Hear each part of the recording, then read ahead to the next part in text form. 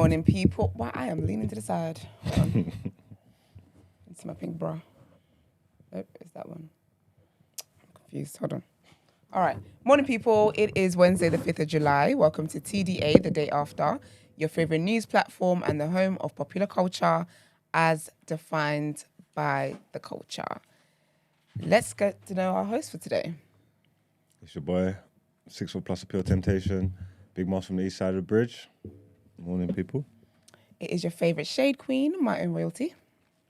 And they call me E-Man, the pro-black activist, TDA producer and news analyst.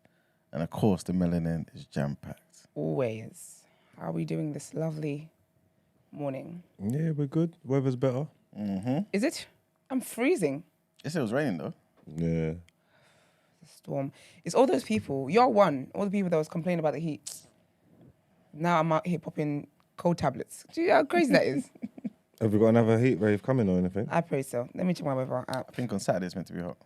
Is it? Is Yeah, it? I believe so. But I need like weeks. Not a sprinkle here and there. We just- Oh, yes. Yeah. From Friday, actually. Or is it? 27 on Friday. No way. 27 Friday, 26 on Saturday. We're back in the 23s, 22s, but that's a bit of me. I like that. I'll try and bring the sun out a bit next week. Right, what happened? You got something going on next week? No, just because it was going down again. I needed to have a bit more consistency. Yeah, you need to, you speak to the melanin gods and stuff like that. Thank you very much. I would like some vitamin D from the sun. Good to you. The actual vitamin D. But yeah, everyone good?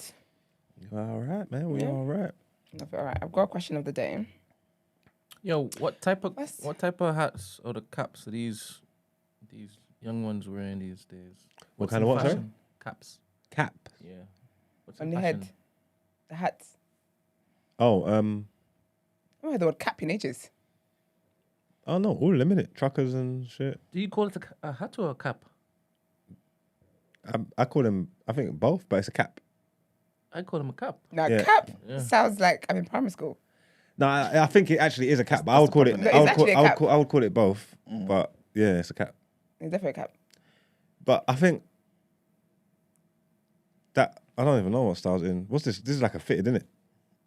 This is fitted style. What's your style called? It ain't got no. It's not the brim thing there. Yeah, It's it ain't just got the solid thing here. Oh, I thought you meant fitted because it's fitted on the head. what this one? Like it's not swimming. I don't know. It's just called a fitted cap because you could fit it. It's got you can snap Oh, it. it's got around. the, oh, okay. The little straps at the back. Oh, actually, it's not. It's a snapback. Oh, yeah, snapback. That's the thing. Yeah, fitted ain't got no thing. Fitted at the ain't back. got no- Yeah, no ain't got- snap on the ain't got back. thing, yeah. Innit? Yeah. Yeah. All right. Cool. So this is a snapback. Fitted's like the same at the front, but you can't snap it. You can't adjust it. It's just you get the size. That's it. Then So you got fitted like one size, though. Did they do like Yeah, just- small, yeah, they medium, large? changed it. Yeah, like 7, 7.75, 7.5, 8. What, centimeters or like inches? I don't know how it Inches. works. You got a big ass head. You got a 9 or something. Because And then add that to the Eclipse. yeah, but truckers. I see a lot of truckers and that style. What's that called? Oh, I have no idea, you know. What's a trucker? Ain't that like a trucker though? When the half of it's kind of like Oh, net. yeah. Kinda. But they look a bit different though, innit? Like they got like a bit more style to them. They look a bit different. I know what you're saying. But I thought it was like determined because of the whole. Half and half Yeah, thing. that's what I thought. Oh, like a truck. No, who knows? Maybe. I see where he was going. You see Though. what I'm saying? Yeah. You know they have the gap in the middle. Yeah, Optimus Prime thing. I see what she's on. Yeah. I don't know then. Why are you looking to make caps? Yes. Just make all the styles. Or is that not cost effective? Sorry. What? This is Sorry, for me. what? This is for me. Oh, just for you. Oh, you know how he does with the TMB I'm merch. testing He it ain't out doing it for first. nobody I'm else. testing I it wanna, out if I hear the first. word testing one more time, bro, I I'm am gonna lose testing it. it because I'm legit testing it. Are you? Yes. And that's why Moses got up to merches. So what style I of cap do you gonna go test it. with? This is what I'm saying. I don't think that's gonna look nice in my head because of the net. You got hair. Oh, because the half net in the back. Yes. Yeah. I don't think it looks nice on people that have got hair. Yeah. And I don't like the curve. Good, but this has been But you want sat it on. flat? This has been. This What do is. you mean at the front? No, you can't have it flat. This is like This ain't like a fresh hat or anything. Like, this ain't like a good hat. This is damn bad. No, man. it needs to have good on some Oh, curve. that's though. still in It good looks very shape. good though. on you. Do you think? Yeah. Yeah, that suits you. It looks good on you. But you can't have like the super flat thing though. Nah, you're like about to fly away. So how about that one up there? That's not super flat, but Yeah, that's got curve to it. it's not a curve like that though. Yours That's is a curved. bend. That's a curve. This is it. You can't have it like flat. That is so icky. Yeah, you can't have the flat. Girls, add that to the list. Imagine a guy approaches you and his hat is just so flat. That's it. He's trying to fly, wasn't it? And how about bucket Nah. bucket hats? Oh, I love a bucket Yeah, hat. I love a bucket's bucket. car. I Yeah. love bucket hats, yes. You'd wear buckets? Then Yeah. I'll get some buckets. Yeah, Yeah, buckets get some are buckets, calm, please. I love Yeah. buckets. Buckets on my And back. let me try that one out. Okay. I get my long jet black hair out, Yeah. the bucket, Yeah. What we saying now? Are we saying black and black or are we saying white? black Accent. and black. Black and black, huh? Yeah. Alright. You try the white accent, I try the black and black. No, to be honest, what you're suggesting is more money in it. So I might two variations, right? Yeah. The actual one's this one, and then just the black written Ooh. cross. Both of them will look nice. They would. Yeah, on the bucket you definitely need the square This one, thing. yeah? But I think that, like the way that stands out on its own over the material, I think that black on black is going to be very appealing. Embroidery or is it what printed? What we saying? What's the difference? bucket. Embroidery. It's like a 3D type of thing. You get me? With threading. Yeah, but then can you get that effect though? Because you know this kind of glistens. Wait, No, won't it's be not the gonna same be like effect. this. it's not gonna be like that. No. So embroidery or printed? No, get it embroidered. Emmanuel? Razzle dazzle. Razzle dazzle. Do Do people embroider buckets? But we people, we're trying to be like everybody else. I understand that like a badge thing. I've seen that before, but I haven't seen. Have I seen embroidery? Is that embroidered? Do you know what I mean? Because Yeah, that's got like a yeah. 3D kind of thing. You have to. it's embroidered. You have to basically do that to check. Do what? You don't know what you're wearing. No, because I couldn't remember, innit? That's why I was waiting to look in the camera, but I couldn't see it. But will you see it though on the black? Do you get what I mean? Because with this here, I can see because it's got like a little shine to The it. light It would have to be a different type of black thread. Yeah. Yeah, it would have to be different. I think I think getting the black thread right was what would make it slap. Yeah. A bucket hat would bang in there. That's a bit of me.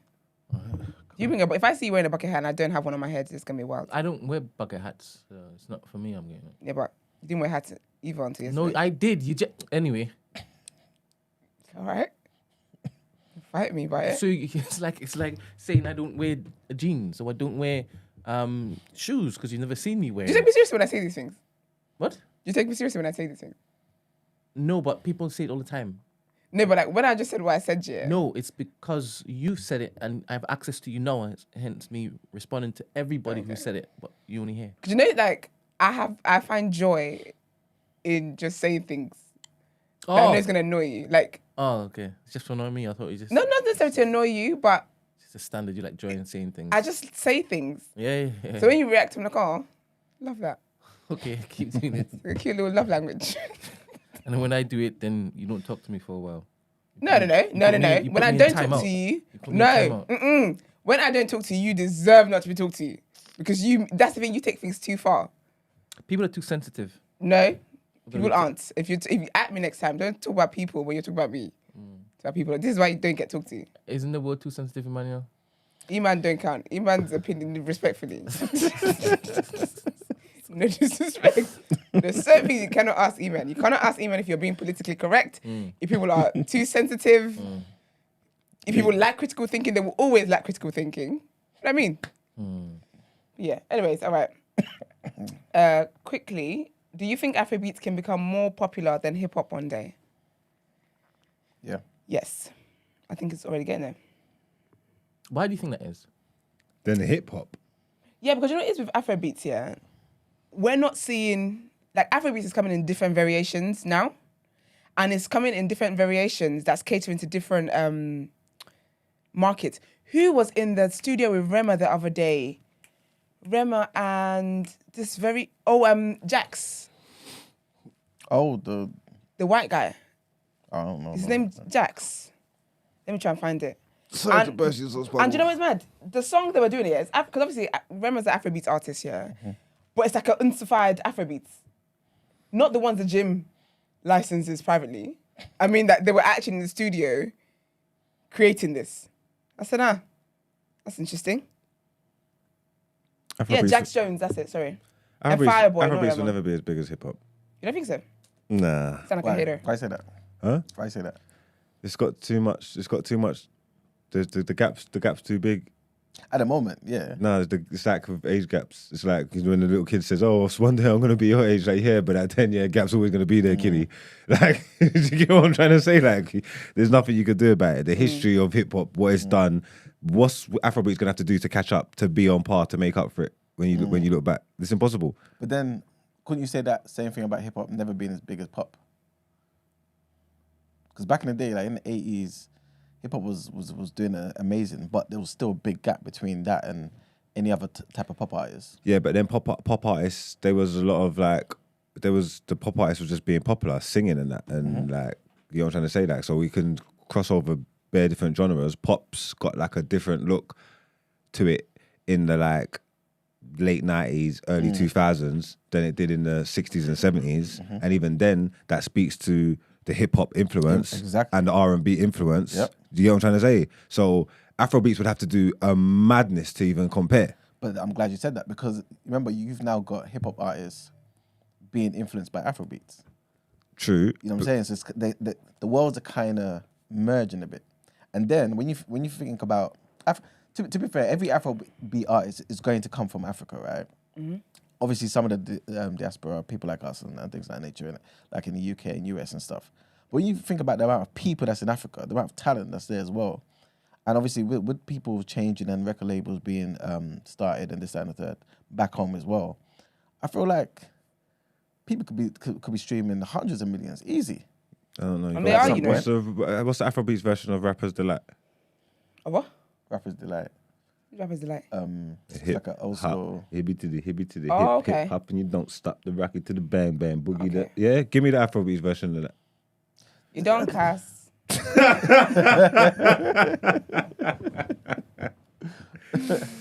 But what legendary song from back in the day? Nice was doing was Oh, back in the day. yeah. Two-Face and So you mean like what is like a classic Afrobeat song? Kind of. I'm not saying they don't have no classics, but That open you doors. get the I was African Queen. You understand the significance of some of these songs, these hip hop, these points in hip hop, these artists, the significance of some of their music, these things. Like, do you get what I'm trying to say? Like, I'm not saying it to be funny, and I think I'm being serious. Like, these are serious things. So Afrobeats would have to come through and emulate. And there's too many steps. It's not just rappers, like it's flipping hit 'em up. It's like there's too much. Like, how's it gonna? It's not even a competition. How's it gonna? I don't know how. But it did though. I feel like that's the thing with Afrobeats though, because at different points, Afrobeats has opened doors for different people. So we have Two-Face, African Queen. We didn't have social media then, but a lot of people around the world knew that song during its time, not after the fact, during its time. Then we've had like the band, everything he was doing. He was one of the reasons why, actually no, he is the reason why, what's it called, Afrobeats then crossed over here properly in the way that it did. Obviously Fuse did what he did in the UK, but yeah, at different points it's opened up in different ways. And also, like I feel like in for example the early 80s, right? For example, even Rappers Delight, I think they dropped in 80 something, 83 or something like that. Even them times there when you got Public Enemy in that year, and they were doing good stuff at NWA. I don't think people necessarily envisioned there would be a Tupac coming. You know what I'm saying? As a Biggie coming, artists that big, and Eminem, a Jay-Z that would sell gold diamond and stuff like that. So we've got WizKids, we've got Davido, we've got all these type of people here. But in the next 10, 15 years, there may be artists that would eclipse them in terms of sales. Do you know what's mad, yeah? Do you know the young guys today, Rema, Fireboy and them, can't lie to you, they are like very, very close already. Yeah, Obviously, Wizkid and them, they started at a time where social media was still coming up and whatever. Like the milestones they're achieving in the last, 3-5 years of I'm sending out the O2, it's a Fireboy that sold out the O2 the other day. Do you know what I mean? Like, and these boys are just new in the scene. Yeah. Thames as well. Thames got like how many Grammys under her belt? Wow. Sis, 2 years ago was still messaging DJs to please play her songs and their mixes and stuff.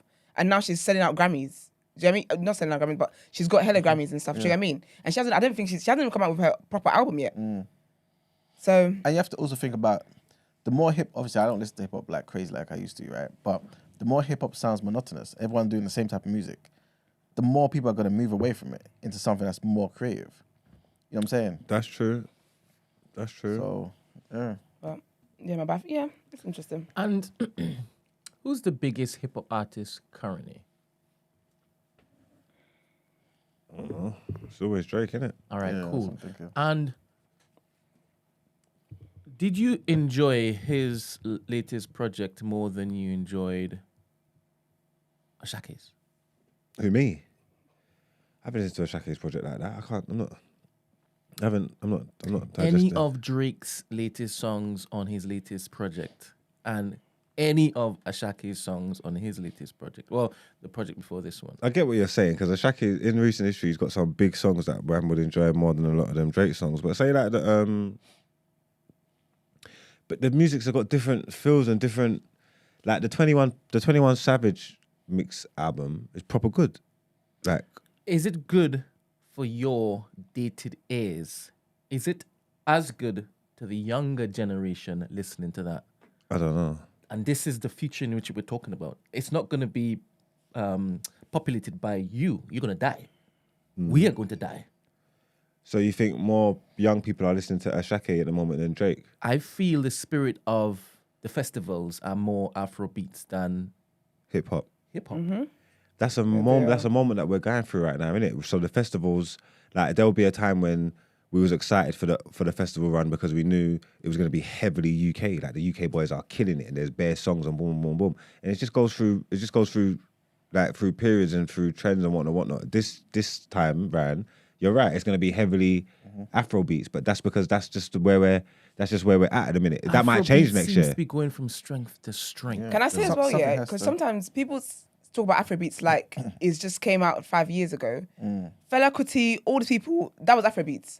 But like we're seeing how, because Afrobeats that I grew to know was, what's it called? Plantation Boy. That's when Two-Face was in a boy band, Style Plus, all that stuff. Nice when he literally just came out. D'Banji's first ever song. The Afrobeats that I grew up with is different to the Afrobeats I'm hearing now with Rema and all these other guys, yeah? So my parents' generation, the Afrobeats they had, Fela and them, is different to what I grew up with. So Afrobeats is not a new thing. It's just now it's popular. Now it's kind of like pop, basically. It's popular. But it's not a recent thing. So who knows really, because we say, 50 years of hip hop. We don't know how many years of Afrobeats, because in Nigeria we don't keep records how we ought to. But yeah, I never thought, well, I don't listen to WizKid. yeah, Too tough, right? But when Burna came out yeah, and Burna was dropping, I'm thinking there's nobody yeah. I'm seeing that is going to basically get me listening to music in that manner Yeah. as Burna Boy, right? And then Shaki came along, I'm thinking, bloody hell. Yeah. And his music is, for me, it's, I guess, what I deem more authentic as opposed to a fusion of hip-hop, dancehall, and whatever Burna Boy is doing. Yeah. Do you understand? And the fact that he is like invoked something in me, just hearing the first refrain, I'm thinking, oh, where is this going? And you know what's so sick about what Ashake does as well is that Ashake's music has Fuji like influence, and that's the earliest there is of Afrobeats. That's early back in the day. So that's the thing about Afrobeats is it's evolving over time, and everyone's putting their own unique spin on it. And because they're putting their own unique spin on it, it's catering to different. It's tapping into different spaces. Because I'm hearing as well that apparently Rema is big in India. Who would have thought? Do you get what I mean? But so I think that's sick, man. I love it. And to be honest, the whole bashment thing, dancehall and that, I've started making playlists because I've heard a couple tunes. I'm like, whoa. Oh, the dancehall. It's like the man on the island. It's like they said that it says like they said they had enough of these African youths. Because listen, the bashment rhythms that are out at the minute that's been popping for the last 8-12 months, mental. And that's what we like. Healthy like competition. too many of them, like cold. 100%. Like bashment right now. Bashmenting. It's bashmenting. Like there's you can make a mental playlist like right this second. And it's not even like the old guards as well. It's bare new artists and thing. And 100%. But I think it feels like a little bit like, I don't want to say too little, too late. Like, but maybe too little, too late. Like they started they fought back to like it was too late. If any group I don't of think people, so, you know. No, because Afrobeats is gone if right any now. group of people could basically look to say, all right, cool, let's do a Arsenal 2023. Come back. I'm telling you, it will be the Miadis, it will be the Jamaicans. You understand? And they're sweeting. They're sweeting, and they've got history. Yeah, because they're So trying. drawing from history. Like they're working. Like they are cooking, but I don't think they're getting the like the Yet. Because look what they're going up against. Do you understand? Shaki's hair. Look what they're going up against. But I believe they can come back.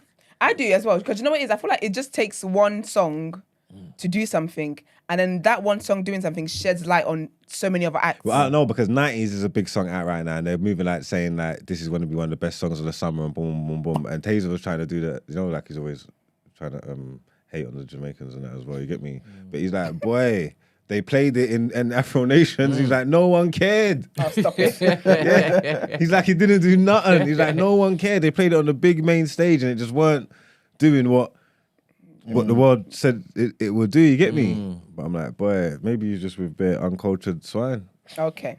To be fair, it was Afro Nation. Afrobeats.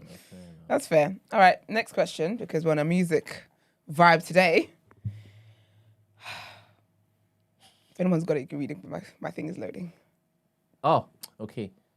Question is, as it stands, why can't rappers in the UK sit in criticism? Because the world's too sensitive. You said it at the start of the show. Do you know what? I don't understand that though. Because really and truly, yeah, do people really want yes men? Do you know what I mean? Because my thing is, yeah, with art or with anything that you put out, doesn't have to be artistic opinions even, yeah. There's people who are gonna like it. There's people who are not going to like it, and there's people who are gonna gravitate towards it and whatnot. How much more like music? Because my thing is always the people that get really hot and bothered about people not liking their music. If you go and search, yeah, they would have given their opinions to on Drake and be like, oh, that album is dead and that. Do you get what I mean? But when it's you now, the song is in a bunch. Why are you so sensitive, Max? I don't know. I'm not sensitive, so I can't speak. You can take criticism. You Well, you like dishing out criticism to the UK rappers. Is it not that you've left? You like, all right, cool. Get it off my chest. I don't. It's not. Because you're the best out there, right? Bar for bar. Yeah. I'm the best critique out there as well. I'm the best music critic. I'm the best music critique. I'm the best rapper. I'm just the coldest. Period. Period. That's a Mary and her little lamb. But I don't know. I don't know why. It's because people don't really talk about them anyway. Like, there's not really like an industry for that, innit? People don't understand. The UK industry is in its infancy, innit? So everyone's just touchy. They don't know. They don't know what they don't know yet. You get me? These industries are necessary. Like, you know what I'm trying to say? For people to be critiquing your music, to keeping you true to form and holding you accountable to the quality that you're making and stuff like that. You get me? People are supposed to have opinions of you and all that. It's all part of the game. But where it's relatively new in this country, they just don't know how to deal with it. And where the place is so small as well. You know what I mean? They're just not used to it, but they'll get used to it. Once people just got to keep talking about them, because once people just keep talking about them, then it's just like, what are you going to do? Because you can go on Twitter and chat shit and put your knickers in a twist, but you're not doing that anyway. No one ain't done that. No one ain't doing, these men ain't doing that. You just chat shit. Just threaten to Yeah, they're just walk you on the high street. They're just talking nonsense. They're not going to do nothing. You know what I'm trying to say? That. So let's just keep talking about them, and then soon they just have to just hug it. You get me? Because then it's just life's about balance, isn't it? Like, you can't just get mad because when people are praising you, you are loving it. You know what I'm trying to say? So you can't, like, if people don't like you, what do you want to do? There's the people that are like the consumers of the music and the people that are making the content where they're talking about it. They just got to keep just talking about them, just openly, just passing their opinions on them, and they just have to just get used to it. You get me? But they're touchy. Tell them, man. But there's also a way to go about it as well. There's also, you could tell a man you don't like his music without being disrespectful. Yeah. Yeah, but you know what? Okay. What does that look like? Hmm? What does that look like? I don't know, just being mindful of the other person, innit? Like, your opinion is your opinion. Like, you don't give in your opinion. You don't have, just because you take offense to my opinion doesn't mean it's offensive. Like, do you know what I'm trying to say? Like, so, but if you sometimes people will deliver their stuff and it's like they're going out of their way to be rude. Do you know what I'm trying to say? Like, and that's unnecessary. Like, if I said something and I'm being rude and I'm being whatever the words are, then I can understand why a man would take offense to what I'm saying, innit? If I'm not being that way and I'm just talking honest, it might be a bit, I don't know, like just the raw hard truth or whatever, but I'm not being disrespectful or there's no malice in what I'm saying. I can't get upset if you take offense to that. You get what I'm trying to say? That the truth hurts sometimes, but you can definitely be mindful of what you're doing. If you don't like something, you can say you don't like it and say why you don't like it. You get me? Offer up some kind of criticism and some kind of outlook into your thinking, why it doesn't work for you and all these kind of things, rather than just going, that's whack. You know what I'm trying to say? And not developing that is dead, that's dead. He's dead, he's whack. You get what I'm trying to say? Like, you could definitely do it without offending people. Do you think you show tact when it is that you are honest? I feel attacked. Do you think you show tact when it is you are honest? It's not about being tact. It's not about tact. It's like I said, but it's being honest. But I'm not going out my way to be disrespectful. I'm not saying that what I say might not offend people, but I'm not going out my way to be offensive. I'm speaking the truth. You get what I'm trying to say? And it's not my business it's not my business to worry about how you deal with the truth. You know what I'm trying to say? Interesting. How about you, Manuel? That last statement, just as long as I'm honest, people shouldn't take the intent for me to offend. I think it depends. It depends on what your aim is. Because my thing is like, I care about how productive it is. You know what I'm saying? So if I'm being honest and it's not going to produce anything that's productive from it, then, you know what I'm saying? So I think the approach is just as important as the honesty. You know what I'm saying? So do you believe that in this particular circumstance, where we are, I guess the topic or the theme is, how do you critique UK rap artists without offending? If you know full well that their response would be, if you're 1 degree of separation from them, I could buck you on road and I'll tap your throat. Then I think that's something that both parties need to be aware of, innit? Like if I'm the journalist and I'm doing my job and then you don't like what I'm saying and you're looking to threaten me, and obviously when I see you, then we'll deal with it, innit? But I can't then say to myself, oh, I'm going to stop being a journalist because of you. That don't make no sense. You know what I'm saying? So is there a tactful way to convey truthful thoughts and takes? Yeah, there is. But I also believe that some people are just going to be offended regardless. Okay. Because they just think that, oh, you know what, my stuff is this, and who are you to tell me? Yeah. You know what I'm saying? Like they say, if you can't do, you teach, innit? or you talk about it. So, okay, obviously you can't do what I'm doing. So that's what you're just writing about me. Not necessarily. It's a case of, look, I really love this particular art form, and I've heard your previous stuff, and it doesn't compare to what you brought out today. And I'm letting you know, and I'm letting the world know, because that's my job. Your job is to make good music. Make good music, and I say it's good. And I'm a consumer of music, so I'm allowed to have an opinion on it. 100%. And you can't tell me I can't have an opinion on it because I can't rap. Like, Exactly. that doesn't make sense. Yeah. I could be an expert on rap and not be able to rap a lick. You know what I'm trying to say? Like, 100%. You can't tell me I can't have my opinion on it. I can understand why you think other opinions are weighted. So why you would respect someone else's opinion more if they've got history in music or whatever. I can understand that. But you can't tell a man he can't have his opinion because he doesn't. You know what I'm trying to say? That makes no sense. So what would, let's say TMB was looking to drop a show, right? Once the network is fully operating, what would need to be on the show in order to make sure that the constructive conversations on the show enables or empowers rappers to care more about what they're doing when they get into the booth, knowing full well they're going to be judged and measured honestly, minus I'm just trying to, cuddle him and not see anything offensive. what would it need to have? What would the panel need to look like? Characteristics of the hosts and whatnot. Well, if it's in England, for the artist to respect it, it would have to be from professionals or people that are respected in the industry. Yeah. Firstly, Let's take that point. Let's say we had 3 hosts. Who would those 3 hosts be so that the artists respect them? just go from someone with a history in music, someone like a Put your DJ. name forward and then name 2 others. Go on. Go on. I always say so. Like, yeah, I'm a perfect candidate. Yes. Then like a DJ. Okay. I would say a DJ would be cool. Like Kenny Allstar, Charlie Sloth, one of these people, because they'd be hard to argue with them. You know what I'm trying to say? Would Charlie Sloth be honest in relation to us saying? I think most people would be honest about their opinions, isn't it? Okay, go on. Oh, you don't think? I'll come back. Okay, cool. But I'm just saying something like that, a name like that, because it's hard for them to give pushback to, innit? You know what I mean? Yeah.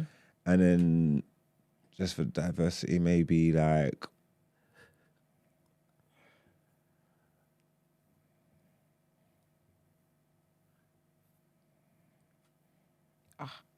Silence is deafening. Because he's looking for a girl. So, so tell me something. You can't have a platform. You can't You know how have a funny you are. Very. he's right though. You can't have a platform without that is legit, that is respected, whether it is that they have to basically cook for a while to gain or garner that respect without having flipping artists on the panel. Really? So you, as a listener, you need to be an artist in order to basically be seen as, they know what they're talking about. No. You can't be a rap historian. You can't be a... No, because the fans and the consumers will take it in. I thought you was asking what you're saying, what to appease the artist. No, I'm not talking about appeasing them. Just For them to not feel necessarily 100%. And then for them to be like, when they go into the booth, they're knowing full well, all right, cool, this particular medium, I want to get a preferential, like, you know, a review from this medium because this is the medium that... But shit, that happens Everybody with respects. listening party. Look when Jay Huss left for Enough Long, he come out, he tweeted. Remember, he said, I want listening party to review this. Yes. You get what I'm trying to say? So Yes. that was a medium that he liked it enough and wanted people to. Yes. You get But me? you were the only person who was an artist on that particular panel, right? Ex-artist, tricky as well, You nothing.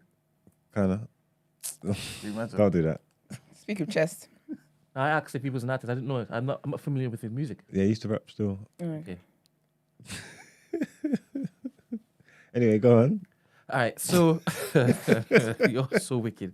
So, all right, so if you are to appease them, you have to have artists within the same field.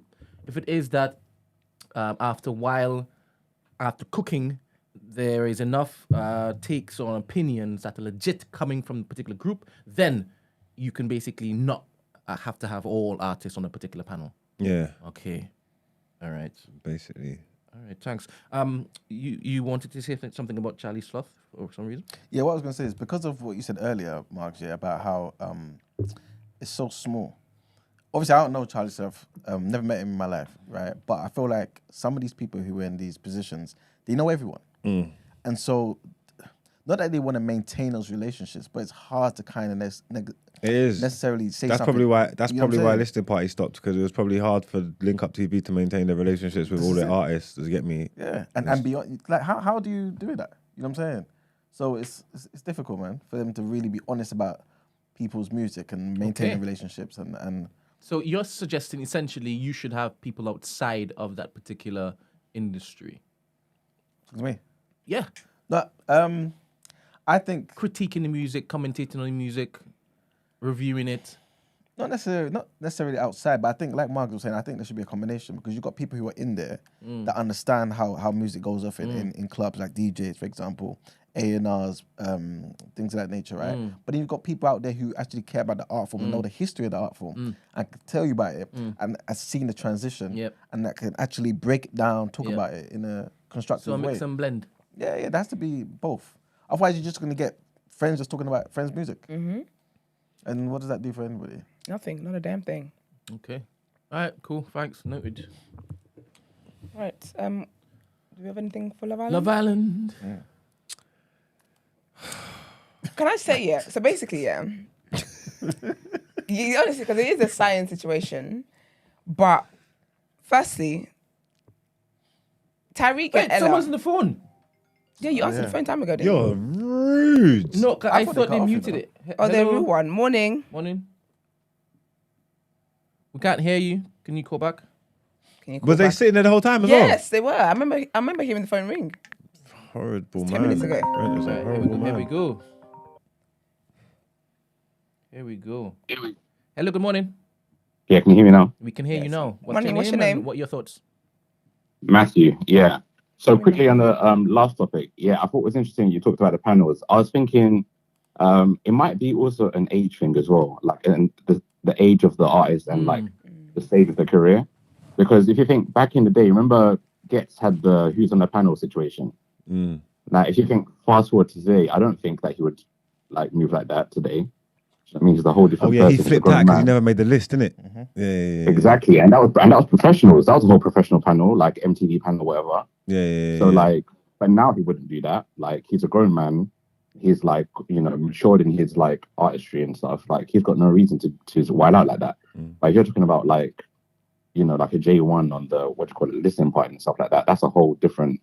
Yeah, but they dynamic done there, that. do you know That what I mean? was done bad, man. That was done poorly. It was a good episode. Of It was course, funny of and course. that. But I told them like, I was happy I weren't there because that was like that's what I was talking about. Like, you could have done that without being so disrespectful. Like, do you know what I'm trying to say? That.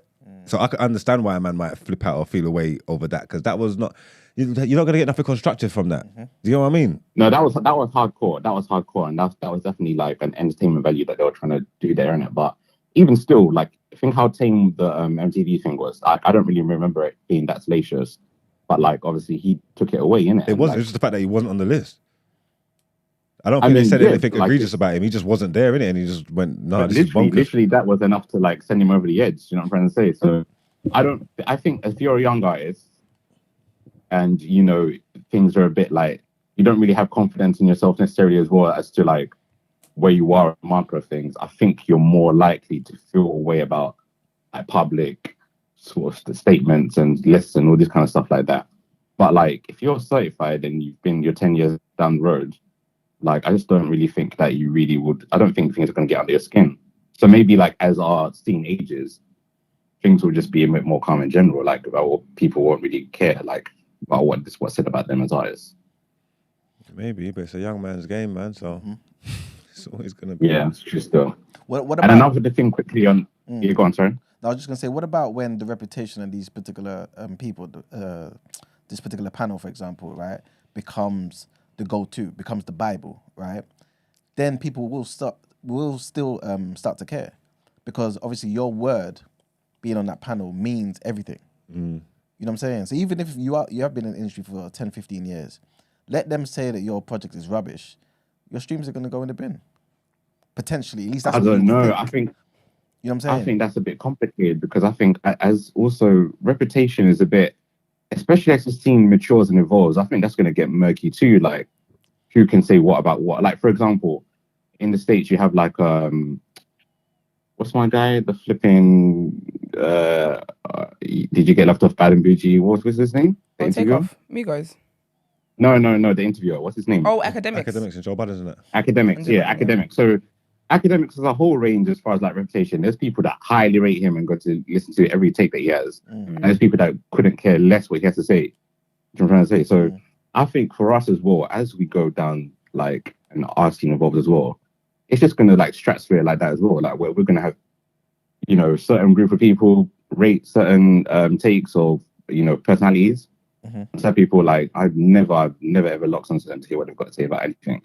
And do you know what I mean? Like as an artist, you're just gonna have to like find your way amongst that. Do you know what I mean? Oh my god, what are you doing? What are you doing? Matthew, thank you. Matthew, thank you very much for your call. Yes. That was fantastic. Thank Matthew. Have a nice day, babes. Thank you very much, man. You Yeah, too. man. Take care. Just muting it for a second.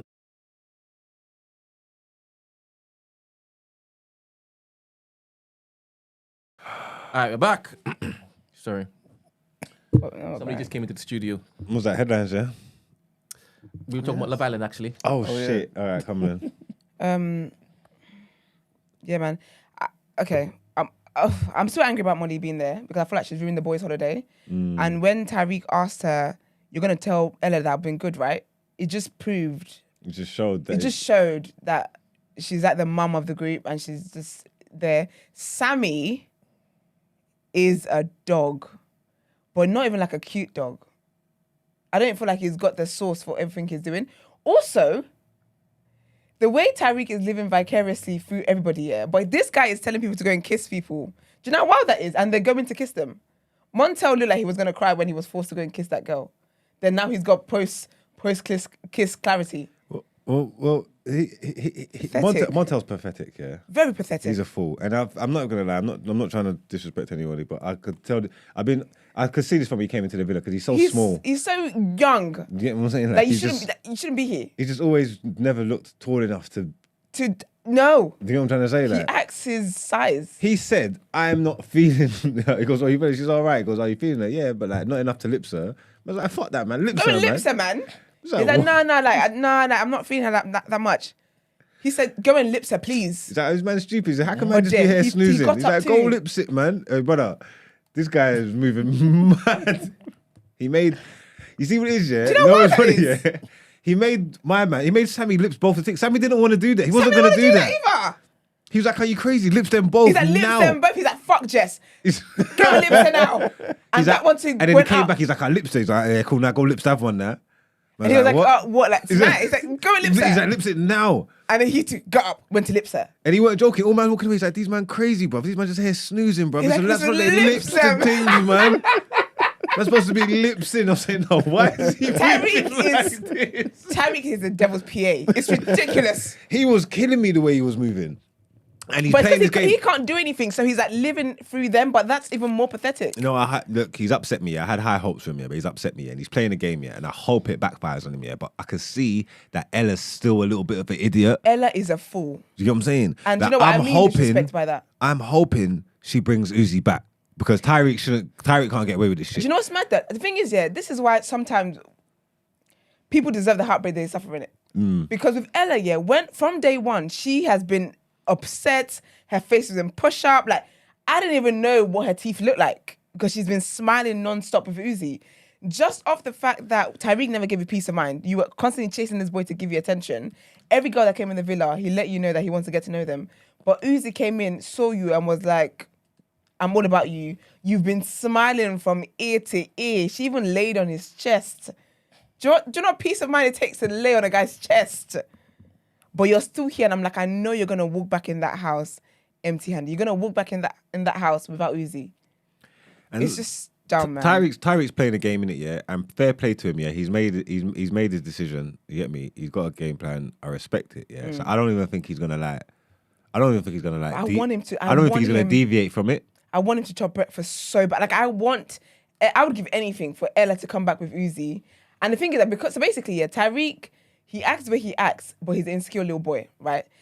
First of all, Uzi's taller than him, yeah. Uzi's got more swag than him. Uzi is better looking than him. So I know that as soon as Uzi steps in, yeah, he's going to feel threatened. Uzi's Ella got and bobby pins Uzi on look buff together. Uzi's got bobby pins on his dreads though. Forget that. They look... Someone said I think it's because he's bald in the front, but whatever. Does he have charisma? Does he have Tyreek's charisma? No, what's Tyreek's charisma though? Whatever he doesn't have. No, because you know what? It's Uzi. Uzi has the temperament of Ovi. He's calm, he's chilled. She's not interested in that. He's chilled.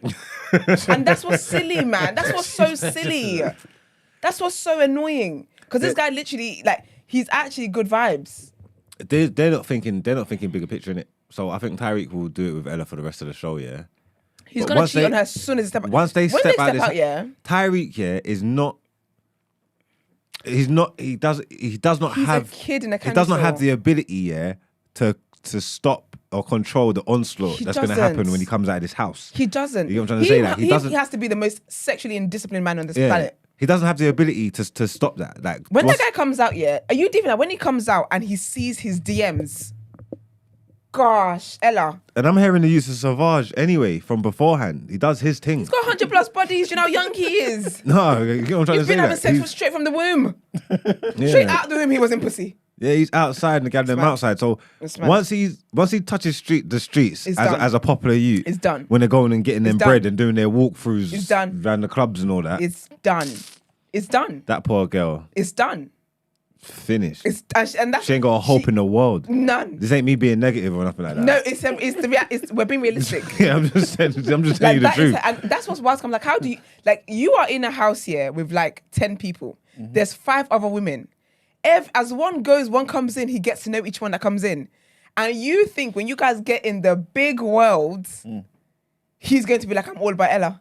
And he told you he misses the game. He misses the game in a house with 5 other women he's not interested in. And he misses the game. That man's a psychopath. I need him to come on my pod. Damn. No, get him on, please. I said someone 'Cause messaged me and said, he's Miss Brethren, I game can on. patent it. I didn't even reply to them. Shit, let me see if I can patent it when he comes on. Get I need him to talk on. to this man. He's a psycho. He's a menace The way to he was society. sitting there and just dictating the play yesterday, yeah, was crazy. Nah, But he said watched lip, it. sir. I saw it. I was like, oh, so because this whole time, you just came here. You came here for movie night, basically. He's giving them all the movie night content. No, he wants to be They a just- star Do you know on what movie night.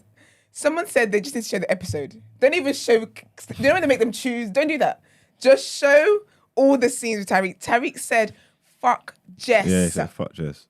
Like he was like, just didn't bring her up. Like, what are you doing? And then when Montel was going back and forth about he don't know, he's like, beg your lips, sir, please. He said, please. He said, please. But I'm done. Montel's an idiot. Montel's talking about, Yeah, Montel's an egg man. I don't like her enough to lip stir. Then he lip stirred. Then he's talking about, I lip stir, but Do you know what he used to I get don't really post feel it. Boom, lips boom, boom, clarity yeah. there? He's obviously he's saying like, no, it's a Leah thing. He misses Leah and all that, yeah. Then he's got her in the night in the bed. Then And they're he's fooling around in the bed. Yeah, looking They like are doing hand jobs and things. Okay, exactly. Yeah. Then he's waking know up what in the that morning. is? Then he's waking up in the morning. He's Just like, like, yeah, I but I'm miss not gonna Leah. lie. After my kiss, that can be clearly let me know I miss Leah. Do you know that he didn't tell the boys? I'm like, you didn't tell You didn't tell the boys. You don't know what's going on. But did you see when he was talking to Tink again, yeah? And Tink is too buff for all of this.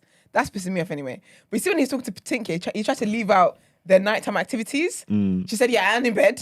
And in bed. And he was like, yeah, and in bed. I was thinking, nah. But then he said to her, I feel like I got more in common with you, or I click better with you, or something like that. We get along. He said something yeah, like but this. you know how this boy's been moving though.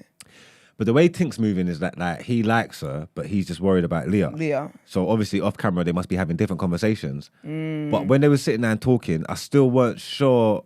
I think he knows about Leah's boyfriend that passed away. Do you reckon? Since she told me that, she's like a widow now. Like now she's like sad to me every time. I'm just like, oh, that's sad. I feel so bad for her. I feel like that's why he feels bad for her. Because Leah's actually a sweet girl. And I think remember the whole thing about when she called Sammy out for calling her a test? She's literally been used as a test the whole time. So I feel like he's the most stable thing she's had. And if he knows about her boyfriend passing away, I feel like he feels bad. Whose belly is that? Mine. I don't understand what it's Did I doing. figure it? It was loud. Just drawing attention to it. No, so I couldn't ignore it. Because I was like, In my mind, I could hear it. I was saying, is that through the speaker? I was saying, what's going on? damn. But yes, I feel like he feels bad for Leah.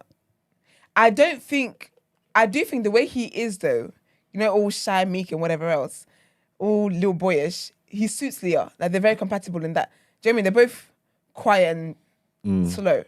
Yeah. Respectfully. Do you get what I mean? So they suit each other. I don't think he can handle Tink. I feel like anyway with Tink, when she comes out the house, sorry, but Montel's not it. None of those boys are it for her.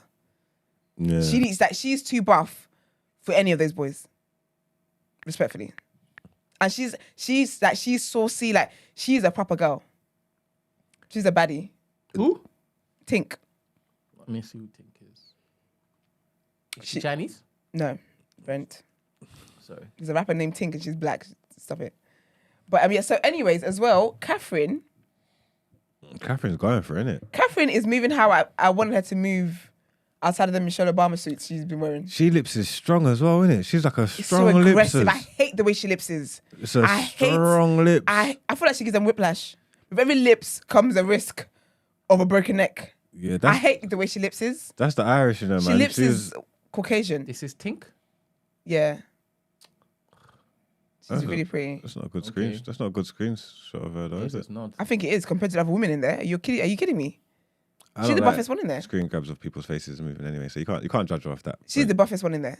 Based off that, it you don't Mark? think that she's all that. Look at the other girls. Is she the buffest in there, Mugs? What out of the other girls that's come in?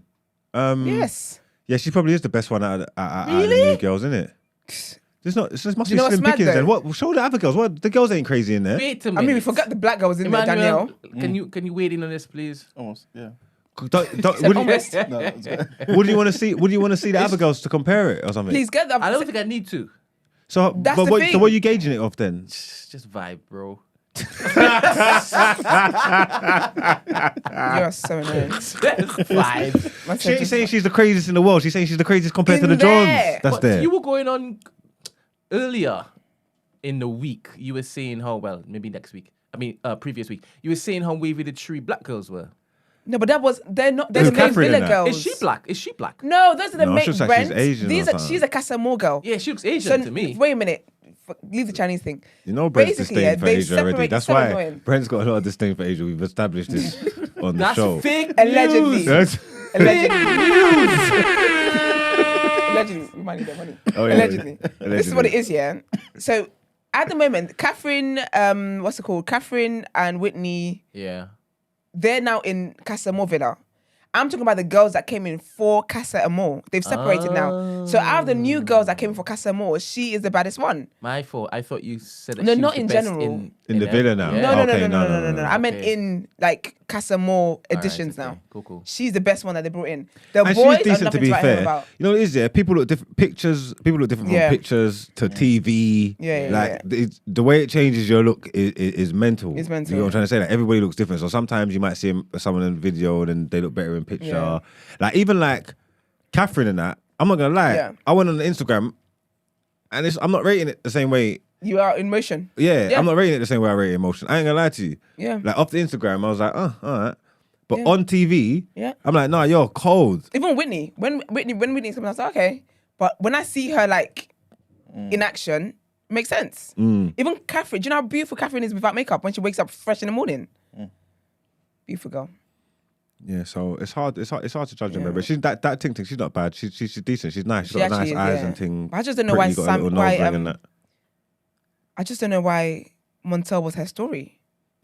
I don't know. These girls are grafting. They want a passport. They're trying But to you get know into the why it is, yard. though? They're It's trying to get their because stay. These this girls are is trying to get their it. stay. That's but what you I have to feel like understand. though, if Molly didn't come back, that would have been Zach. That girl with Mitch is trying to get her Oh, stay. 100%. Like 100%. she's saying, I'm coming to this yard. And you know what's mad? Mitch is aware, and Mitch is riding it. He's here for it. Mitch is here for it. Because Mitch said, I've had a hard time. None of the girls I've liked have liked me back. This one that I know you're using for passport, keep going, baby. I'll give you that green card. Keep going. Let's do it. I'm finally happy for Mitch. Finally. But all the lips yesterday was so icky. But that light skin thing, the more I was watching the show, the better she was getting as well. Who's that? Was her name Abby? Oh, The one that was that like Sammy, the one that Sammy lips. oh yes. Oh yeah, the one that is Ella. A little bit, yeah. No, her name's starts with a G. No, it's not Abby. Not It's Gina. Gabby? Gabby. That's it. Oh, God. Same. Abby, oh, you were there. Same thing, I was nearly there. Yeah, Gabby. Even her, I'm like, why is Sammy your story? Even her, I'm looking at her and I'm thinking, because I'm saying, if Sammy don't pick her, he's racist. That's just how I'm moving. Because Yeah, he but- don't seem like, you shouldn't be able to withstand this onslaught. mean, that Like, other if girl, she yeah. sticks it on him, yeah, he shouldn't, if he can think that, it's got to be because there's racism in your heart. you know what's mad, Because though? how are you going to leave that on the table if she's sticking it on you like that? She's clean. Do you know what's mad though? Is that I don't like Casamore. Like, if I ever went on Love, I wouldn't want to come in the Casamore part because you know what it Because is you with gotta the move too boys. starving. The boys have to like beg and grovel to the girls, and that's icky in itself. That'll give me the ick if I was one of the main villa girls. But the girls as well, yeah, like they have to grovel to the boys because basically, yeah, Sammy kissed the first girl, that young unique student, kissed her, and she said to him, yeah, you better not be going to kiss somebody else. He said, no, I haven't yet. He's brazen enough to say yet. She's like, no, you better not kiss her. He just giggled because he knew what he was going to do. Then Tyreek then on his shoulder told him, go and kiss the other girl. Yeah, he kissed the other girl. Then he told the other girl, yeah, I just kissed the other girl. And she was like, what, like, just before me? He's like, yeah. He's like, this is how I get clarity. But it's the thing where like she was fuming, but she can't be too mad because she needs to get into the house. I said, this is such a pathetic situation for everybody, for the Casamore guys. Because she was like, oh, you've mugged me off. And he's like, no, I haven't. And he's all laughing with his stupid hyena teeth. Yeah. And she's like, yeah, you have. And he's like, no, I haven't. And she's like, yeah, but you just kissed somebody else just before. Like, You've just given me her saliva. No, it was the exact same spot. Like, In the exact, he wasn't trying to be creative with it. In the exact same spot. And the girl was, and when he kissed the first girl, yeah, she went over there and said, "Oh, he just kissed me." And now she's crying. She should have known that was gonna happen though. From when he said not yet. Yeah, she's an egg. He said not yet. And I said, what has it shown you to make you think that you can command, you can tell him what to not do? Well, you know what? To be fair to him, if this is his star, if this is the verse he wants to go with, he's saying like, crazy, I'm gonna lips both of you and see. This you know is what's it. mad though? He's a liar because he's always going back to Jess. He's not going back with any of those girls. And I feel like this is the issue now with Casa Amor because they all just move mad knowing that they're not going back with those girls. But apparently though, because I think tonight's when we see what happens, because the Sun, they've been doing like exclusive spoilers and whatever. Apparently this is like the biggest dumping ever. Yeah, apparently so. Because I think, do you know what I think they should do? I think to redeem themselves from the whole money coming back thing, I think what they should do is, yeah, if someone comes in, say for example, Catherine comes in with Ilham, that's the Ilham, whatever his name is, the Ghanaian PT, that means Scott is dumped. So if you come in with somebody, your old person is dumped. So if Ella comes in with Thingy, Uzi, Tariq is dumped. I feel like that will be the biggest thing ever. That would be so sick. But apparently the dumping, the way they did it this year is mad. So I'm hoping that it does live up to that because they filmed it yesterday. So we're like 2 days behind. So apparently some people are already back in the UK. And they're saying that 6 men got dumped or something. Huh? They're saying 6 people got dumped or something. 6 people got dumped. So I don't think it's not going to be the Casa Amor guys because that's not a dumping. They just left. You weren't picked. I think it's actual dumpings of people from the original people. Well, I was watching it and I'm saying, boy, they need a few more days because they're all still playing the game. Like, they think it's rushed. Yeah, they're not doing the Casa Amor thing. They're all still aware of what's going on in it. So they needed a few more days to like feel the new people more so they can make dumb decisions. You get me? Because ideally, I would have thought Casa Amor the recoupling would happen on Friday. Then Sunday we see the aftermath. Do you get what I mean? But if it's happening tonight, that's very quick. It's Wednesday. Yeah, but are they doing it like... Because obviously they've changed the show. They've done it different ways this time. Yeah. Are they bringing them back into the house or are they having a recoupling and keeping them separate? Nothing that... Because you remember, you can only pick if you want to recouple with a Casa Amor person. No, that's what they told them in the text, actually. They said you got to decide if you're going to recouple with your Casa Amor person or stay with the person that you were originally with. But what I'm trying to say is you can make that decision without them seeing each other. No, they have to see each other. How are we going to get tea? And then they just stay in Casa Amor and just say that the person's dumped. So you like... Say Marks, that would be great TV. Say that Catherine says, "Oh, I'm gonna pick Ellum," and Scott says, "I don't want a thing," and then Scott gets a text, and then they just get a text. Scott's been dumped from the island. That will be so juicy. That's what needs to happen, actually. Like the rapture. Just that would be so sick. That would be so sick. But I want to see the pain in Tariq's eyes, though. That's the thing. Yeah, see, I've done a proper U-turn. I used to always want to feast on Ella's tears, and now who I want to feast on who knew Tariq's embarrassment. He needs to. Because you know what? He can't get away from this. He can't just. I don't want it to just come through smooth, just without a scratch on him. Like, I need there to be some kind of. I think the producers need to actually tell Ella, pick somebody. Pick Uzi. Because you know what's mad? Yeah, like, do you know what it is to encourage other men to cheat, and the whole time you're the one being cheated on? The worst. She's been lipsing this boy up, laying on his chest. That'd be amazing. And this is what happens when you don't reassure people in relationships. If she walked back into that villa with Uzi there and Tariq standing there by himself, that's TV. That would be the best thing ever. That would be the best. I know Mitch is rolling on the floor. Because you know Mitch even said that he was like, I can swear on my life she's coming back in here single. Said, oh, you shouldn't do that. You might not want to say that. And I love the way the producers keep cutting. Whenever someone says, oh no, they're definitely waiting for you, then they go and show the girl lips in the guy. Oh, it's the best thing ever. Great TV. I know Catherine. I don't like how Catherine's moving. I can't lie to you. I wanted her to be with Scott. Oh, is it? Ellen's playing a bad game, and she's gonna chop breakfast there. I feel like she's very naive, very, very young. But I think there's a cultural difference from, I was gonna say Dubai. Where's she from? Dublin. Ireland, yeah. And London. Do you think Ellen's running the game on her? The worst game. That guy, none of the guys have game anyway. They have no game. But he's very aware of Casa Amor. And he came in knowing exactly who to go for. And also as well, they watch the show before they go in. So they know people's tea. So they know how to play, how to plan and strategize. Ellum is playing Ellum don't like her like that. He doesn't. He's too hard, too fast, too much. Making her coffee, making her breakfast. I just met you yesterday. You don't know what I like with breakfast. Nah, she's pissed then. What It's about, all a mess. Whitney's got Medi 2.0. She's back in her Middle Eastern bag. Locum. I like the fact that her range is, she's got a range. I like that for her. Spicy white. Yeah. I mean, he ain't got that much spice to him. That paprika. Who? Mine, but that Lockham guy. Yeah. Ain't that the definition of... He must be the definition of spicy white. He's like... What's his name? He's not. Lockham. Lockham. Or something like this. Locham. That's a Mediterranean man. Ain't that the whole thing? Ain't not one spice by him. Huh? Are you talking about... Okay, this is what it is, yeah. Where he's from, we'll classify as spicy. But how he looks... No, I wasn't speaking to his looks or anything. I mean, I'll leave that to y'all. I was just saying. He's got as much spice as time. That's as much spice. That man has no one lick of spice to that man, to that boy. How'd you spell it again? Look. Can you just type in Casa More Boys 2023? And just put Lockham and it was Lokum or something. But it put the right spelling up, He surely. ain't got no spice to him. That's not even the spice I would date.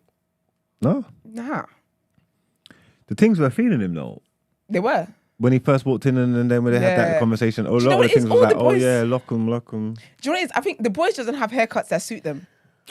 All the haircuts brings them down on the scale. I know I'm in no position to tell anybody about their trim, but there's a light skin, in Casa Amor, and if he just fixed his trim, he'll look like a normal brother. You know the square head, of course, and he's got the top of it and it's boxed off. I don't understand why he's got this trim, bro. It's one thing to have a high top, but it's like it's straight in it. But this one goes out. It's like a Hey Arnold type of situation. That trim is brazy. And I'm looking at this Don, yeah? It's Jerry curl. It's a Jerry curl. What's his name? I don't even know. Brent, have you found it, Brent? Yeah. Because if you bring all the guys up. Benjamin. It could be Benjamin, yeah. Show us Benjamin. It is. His trim, listen. It's offensive. I'm looking at him and I'm saying, brother. It's offensive. If you had a normal trim, you'd look like a normal you know. You might make it back to the main villa. Why is it coming to the side? Like it's like a space hat. You know what it is as well? You need to see it in motion, man. This ain't It's the worst. This ain't doing it no thing. justice. This ain't doing it no justice. His hair product is Escal. 100% because it glistens. This ain't doing his trim no justice. You need to see it in real motion. life. It's the worst thing. Because he needs a one level ASAP. If he gets a one level, he might be black. No, I'm telling you. Where's Lockham, Brent? You didn't find Lockham? Yeah, Lockham. Lockham, sorry. Yeah. And you're saying that this... Ain't that the definition of spicy white? Say is a spicy white. He ain't spicy. But he looks as really... He's as spicy Ain't as that the Mediterranean? Ain't that what you thought it was though, Brent? I think this picture... What kind of... hair? He looks mixed maybe there. hair. Yeah, he's spicy white in that. Or hair. He's black adjacent in that one. He's giving looks Turkish. Iranian or something. Yeah. You see that other when he's doing the photo, the selfie? But not hair. It's not spicy. Definite. Definite. That one there though. It's not spicy right there. Do you know what I just remembered? Someone said, you know when Melly was disrespecting Whitney? It's so rude. Because someone was like, in the outside world, yeah, Melly will be changing Whitney's coal in a shisha. Wow. Wow. Wow. Do you know how rude that is?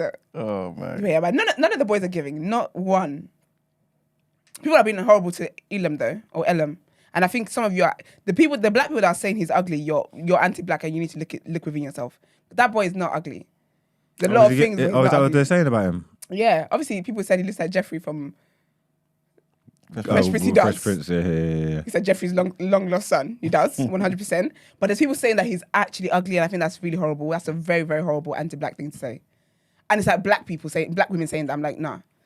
Someone said he's got your features. And I looked at a picture. Could be younger sister. Nah. And I feel like he's got Botox in his eyebrows as well. He looks very surprised. Like a gasp.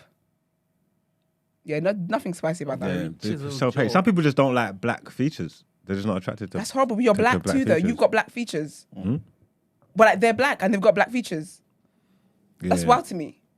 It's like they don't. Yeah, they just don't like their own people. You know what I'm trying That's to say? horrible, man. Because then Christ. I've heard people make comments about people's like noses and I'm things, like, and you know, like, but You've I'm got like, the same features. yeah, no, but in my mind, I'm saying, oh, so you're not like, 'cause that is like, That's hate. no, I'm saying, but this is a feature like across the board. They're gonna come in all Yeah. different shapes and sizes and stuff like Yeah. that. But like, if you're gonna deal with that demographic, you should know that this is what happens. This is what happens. This is the kind of look. So I'm saying, if you write it off totally, it's like, oh, so you just don't even like your own. You're just not even you can't even you get what I'm trying to I say? think that's very scary, you know. It is. That's very, very scary. Those are very, very scary thoughts. What can you do, man? Anyways. Self-hate, gotta stop it. Yeah, man. But hopefully we'll see some entertainment tonight. And I hope they really did dump the proper way. You know, also, if Molly leaves, by the way, if she gets voted out, whatever, Zach has to leave with her now. He can't not leave with her. I don't like the way Zach's moving. Zach is but sad. she Zach is sad. Justice for Zach. yeah, because he tried to kiss her and she tried to do the KD thing, innit? Who was it that someone tried to kiss and said you're doing a Zach? Who was it? The girls have just been dodging kisses. Didn't that Uchi guy try to kiss Ella and That's- then she's like, Yes. Yes. Yes. no. Yes. But he tried to do that after he accepted a compliment. Yes. And then he was like, oh, I read that wrong or something like that. No Ick. game. These men ain't got no Because I'm saying game. none of them have game. None of them have game. Because even the way they're all leaning for, like, first don't grab my neck so violently. Gosh. But because they have no game yet, like, there's a way to lips for the first time. It's meant to be so exciting. You know what I mean? They need to do it over 30s Love Island, man. Just so I can see some seasoned Seasoned pros man. in there. Like, do you get what I'm trying to say? Like, some These are like, professionals. all these people say is, oh, you look beautiful. Thank you. Move, man. It's pathetic. Did you see how quickly Montel got up after he kissed her? They kissed her. The kiss didn't even land. He goes, all right, let's go downstairs. I said, oh, dear. No, Montel's actually moving pathetic, though. He's like, they literally run back to tell Tariq, oh, I did it. I kissed her. Right. Yikes. Hate to see it, man. Anyways, hopefully there's good tea tomorrow or today. We'll let you guys know. But let's get into our headlines.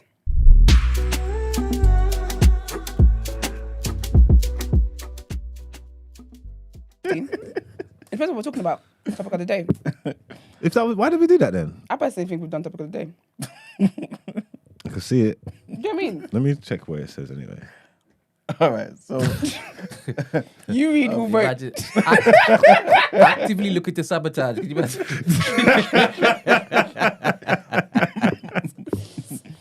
All right, so our first headline: King Charles III will be presented with Scotland's crown jewels in Edinburgh later in a ceremony to mark his coronation.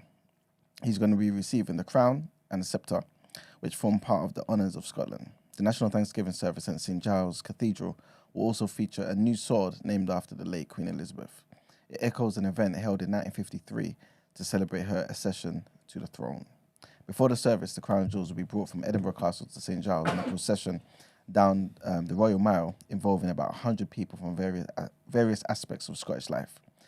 They will be followed by more than 700 members of the Royal Navy, the British Army, and Royal Air Forces. And the second headline, trigger warning here, and staff have come out to say that there's a predatory culture that still exists around the House of Commons, with inappropriate flirting and sexual misconduct still prevalent. 6 members of staff, speaking to BBC Newsnight, said that abuses of power by male MPs and senior staffers remained common, and the new complaints process was too slow. One woman said that she was asked to sit on a male MP's knee, and she was bombarded with text messages by another person.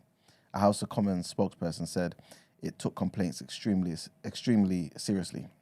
And the spokesman said that bullying, harassment, and sexual misconduct had no place in Parliament, adding that we remain committed to ensuring that lasting cultural change can be achieved here. It comes after damning allegations have been made about the behaviour of MPs in recent months, with several MPs suspended. the parliamentary staff we spoke to, well, this has come from the BBC, said they spoke to, said that despite a new complaints scheme, little has changed. All the allegations that they made relate to the last 2 years.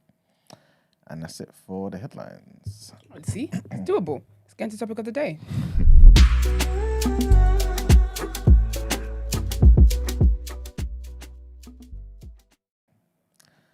All right, people. So today's topic of the day, right? So this is going to be like a part 2 to what you guys discussed on Monday.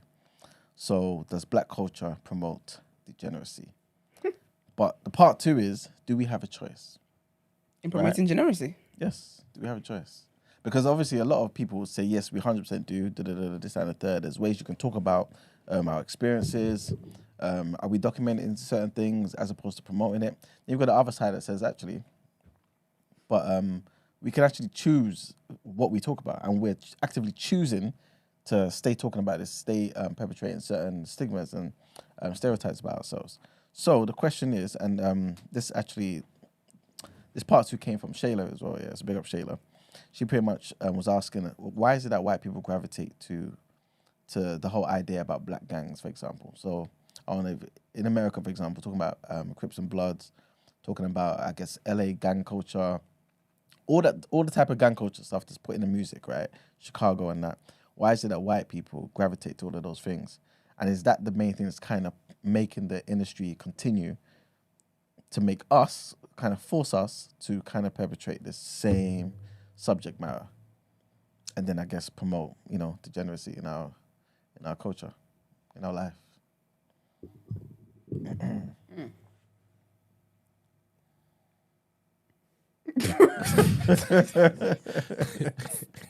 Sabotage is afoot. All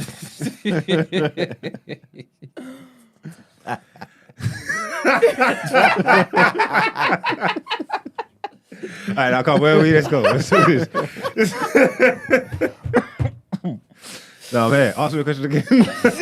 All right. So do you feel like Yeah. white people gravitating to the black gang culture, yeah, kind of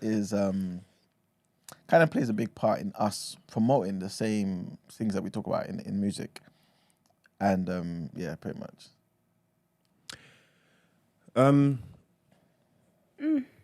What I don't know, like just anybody, like the fact that it's popularized, and the fact that people like it, and the culture's so popular, and people want to emulate it, and that it's a means of being successful if you're going to do something, innit? So if you're a young black kid and you got them means at your disposal, if you can rap, you could do whatever, or make these shows or whatever, and you know that there's a market out there for it, it's going to be seemed as something to be cool and popular. People are going to buy into it. You can earn money, change your life. Of course, you're going to lean into those things. You get me? Yeah, I feel like white people enable it. Because when you think about, like, say the music, that's music that sells and stuff. And those are the people that will be kind of quick to get record labels and get deals and stuff like that. So that's their form, that's their way of promoting the same thing. Like, there's, do you know what I mean, that kind of music? Yeah, and I think, Mark, you mentioned it before, I think on Monday, about how there's certain radio stations or record labels that were like, nah, unless artists are making a certain type of music, they're not going to allow it to be played or something like that. Well, it was just speaking to what that guy said. He was saying, like, there's just certain things, there's certain rhetoric. They're not playing on no mainstream radio. that's it. Do you know what I'm trying to say? Like, there's certain rhetoric they're not gonna pump over the airways. You know what I'm trying to say? That, but when it's talked about the destruction of black men and black communities, it could be endorsed. Be ring, could be like song of the Hot 97, song of the hour. You get what I'm trying to say? Yep. So that's what it's about, really. Okay, cool. Well, this is pretty much what I think. Anyway, this is what Shayla was trying to say. That kind of what you were saying, Esther. But I was just thinking to myself, okay, is this a white person thing, or is this a every other race against black thing, or is this just a human thing? Because look at the whole Italian mob, La Cosa Nostra stuff, right? Everyone was interested in that. Everyone's still, you know what I'm saying? You see a documentary on that, you watch it, you know what I'm saying? Like, we all know the main players, you know what I'm saying? Yeah. If there was Italian rappers that could rap as good as us, right? Wouldn't they just sell records as well? Probably. So it's not, is it really a systemic thing to kind of attack black people, or is it a systemic thing to It's attack not. whoever It's a does that? It's a human thing, yeah. But there's something said to black people that love the badness, if that makes sense. Okay. Everybody's involved in the badness, like if that makes sense, and people love it. You get me? It's not just a mob. Like you said, the mob. People are fascinated with the mob. You get me? Now you got the Mexicans, Narcos, and all these people, and you know what I'm trying to say, like Pablo Escobar and Resident There's people from all different demographics that do the gang thing, and then we highlight it, and we you know what I'm trying to say. But it's like what you're saying. If there was some youths that was really from the mob, proper Gambino family, and we knew they was the truth, and then they was rapping and they actually had skills and they was cold, I don't think no one's endorsing them more than black people. Like, you know what I'm trying to say? Like, black people will be the ones to champion them probably more than anybody in the world. So that is a black problem, because I don't know why man love the fuckeries so much. Because it's not even, I can't even say it's like an escape. Because if people are rapping about what it is that they've been through, it's not a form of escape to do that, because you're rapping about your reality. Do you know what I mean? You're not escaping from it. I don't know. It's interesting. I don't know what it is. You do love it, you know. We do love it. Again, like I think, maybe it's human fascination. like I said, I think all that stuff, I think it's a human issue. I don't think that's a I don't think it's a black thing or a white thing. And even the people that's perpetuating it or buying into it or whatever, that's all the races. Like everybody's doing it. But I don't know if it's fair or not. But I feel like we might glorify it. Yeah, we do more. Okay. That's yeah. I don't know if that's fair. Is it only because maybe there's more of a light on us, and we're the only ones who kind of do it, and we're the only ones with the skill to do it? Nah, because you know what it is? I feel like Ovi was talking about when he went on 3 Shots the other day, and he was talking about like how like in the black community, we're probably big on like respect. Like one of the things that you're taught is like disrespect is the worst thing someone can do to you. And I feel like that is part of why we glorify violence and stuff like that, because there's like street cred that comes from it. There's a sign of, there's some kind of status that comes with you're not someone to mess with, or like you're tough, you're hard. Do you get what I mean? So yeah, I feel like all of that just keeps it in that. I don't think there's any other race that probably glorifies things like that as much as we do. As we do. And I think that other races recognize that, and they use it to their advantage, like the labels and stuff, really and truly. Because look at wasn't there a time where like a lot of drill rappers were being signed, and do you know what I mean? Like they play into it because again, for them, it's like, you guys like this so much, that's cool. We'll just use it. We'll just market. Like we're kind of like a marketing tools. Even like when you think about like the kind of films as well that do well. Like now is when people are producers and whatever are trying to be intentional about, you know, black love films. Let's go to the cinema and watch it, but they're not selling the way like if what's it called, Straight Outta Compton would, or like I mean like stuff like, it's just I think it's just that I think at the basis of it is human interests, but then it just has developed much further. All right. Good morning, caller. caller. Hi, guys. Good morning. Good morning. What are you doing? Who's Emily. Emily. Oh, morning, Emily. This is Emily. Oh. Morning, Right. Esther. How are you, Emily? I'm good. How are you? All good, Good, thank you. Goody, goody. A very interesting topic, although it seems in the comments not everybody's happy with it. That's good for a change. Thank God. No, she said not everybody's. I think it's Oh, I very thought you said everybody is. I said, oh, No. I've never had that before. No. Oh. interesting. Some people happy with it. I think it's a very interesting topic, and I think there are arguments for both sides. On the one hand, I think it is really just a human thing. It's intriguing to consider the lifestyles of those that are, you know, living something far more exciting than our everyday. And things like the mob or drug dealing or, I don't know, Pablo, whoever, is very fascinating for all of us. That's just a human fact. And even if it wasn't that, it would be something else. How that aligns with Black culture and music, I think is a combination of a number of things, not just the lives of the Black people who make that music or emulate the life that's in the music. The industry itself, I think, in terms of gatekeepers and tastemakers, and I think Margs might have alluded to this. Oh shit, I have a meeting in 15 minutes, sorry. completely forgot. They also have a role to play in what happens, because how much is, I don't know, Lil Sims being promoted compared to, I don't know, one of these little Uzis or whoever, everybody else seems to be more interested in, right? That might have something to do with where Sims is as an artist, but at the same time, we know, and she has spoken openly about this, about how hard it is for her to make headway with what she has to present the world.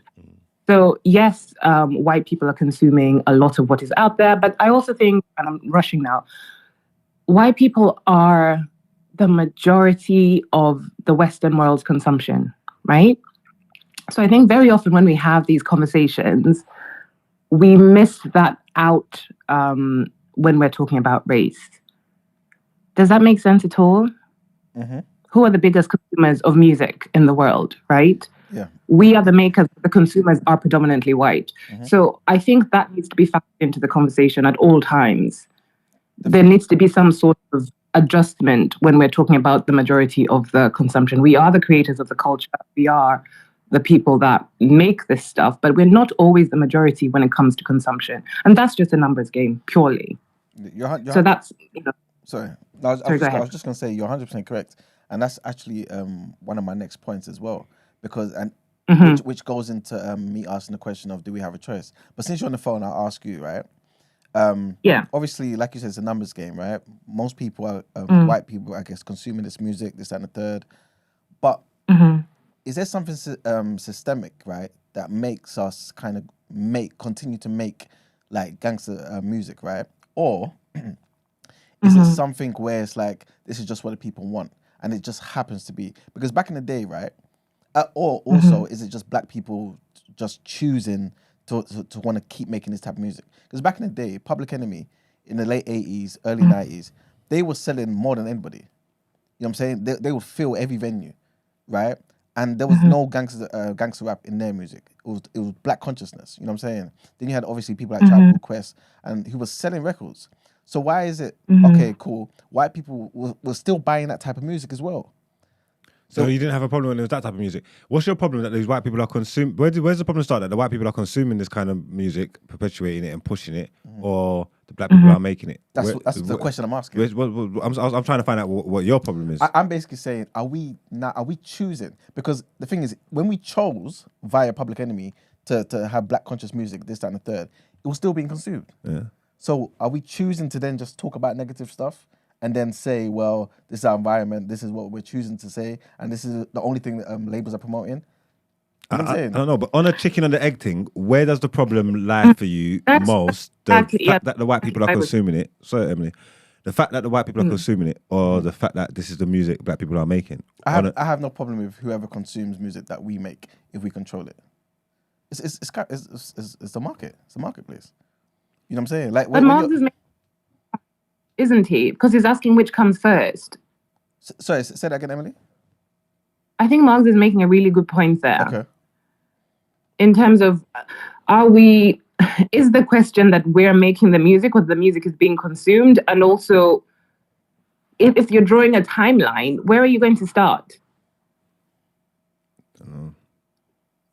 It's almost sick. I mean, it's an ongoing thing as well, right? And music is very much of its time. I think when Public Enemy came out, what are we talking now? Maybe 80s, 90s, thereabouts. Yep. Hip hop was still very new, right? It was still very new. And it was the birth of, we had Reagan. Again, we're talking about America here. And we're talking about Reagan. We're talking about the crack epidemic. We're talking about things that really affected society in a particular way, right? Whereas today, yes, we have, police brutality, but we also have an social economic situation where we have a lot more wealth, for example, right?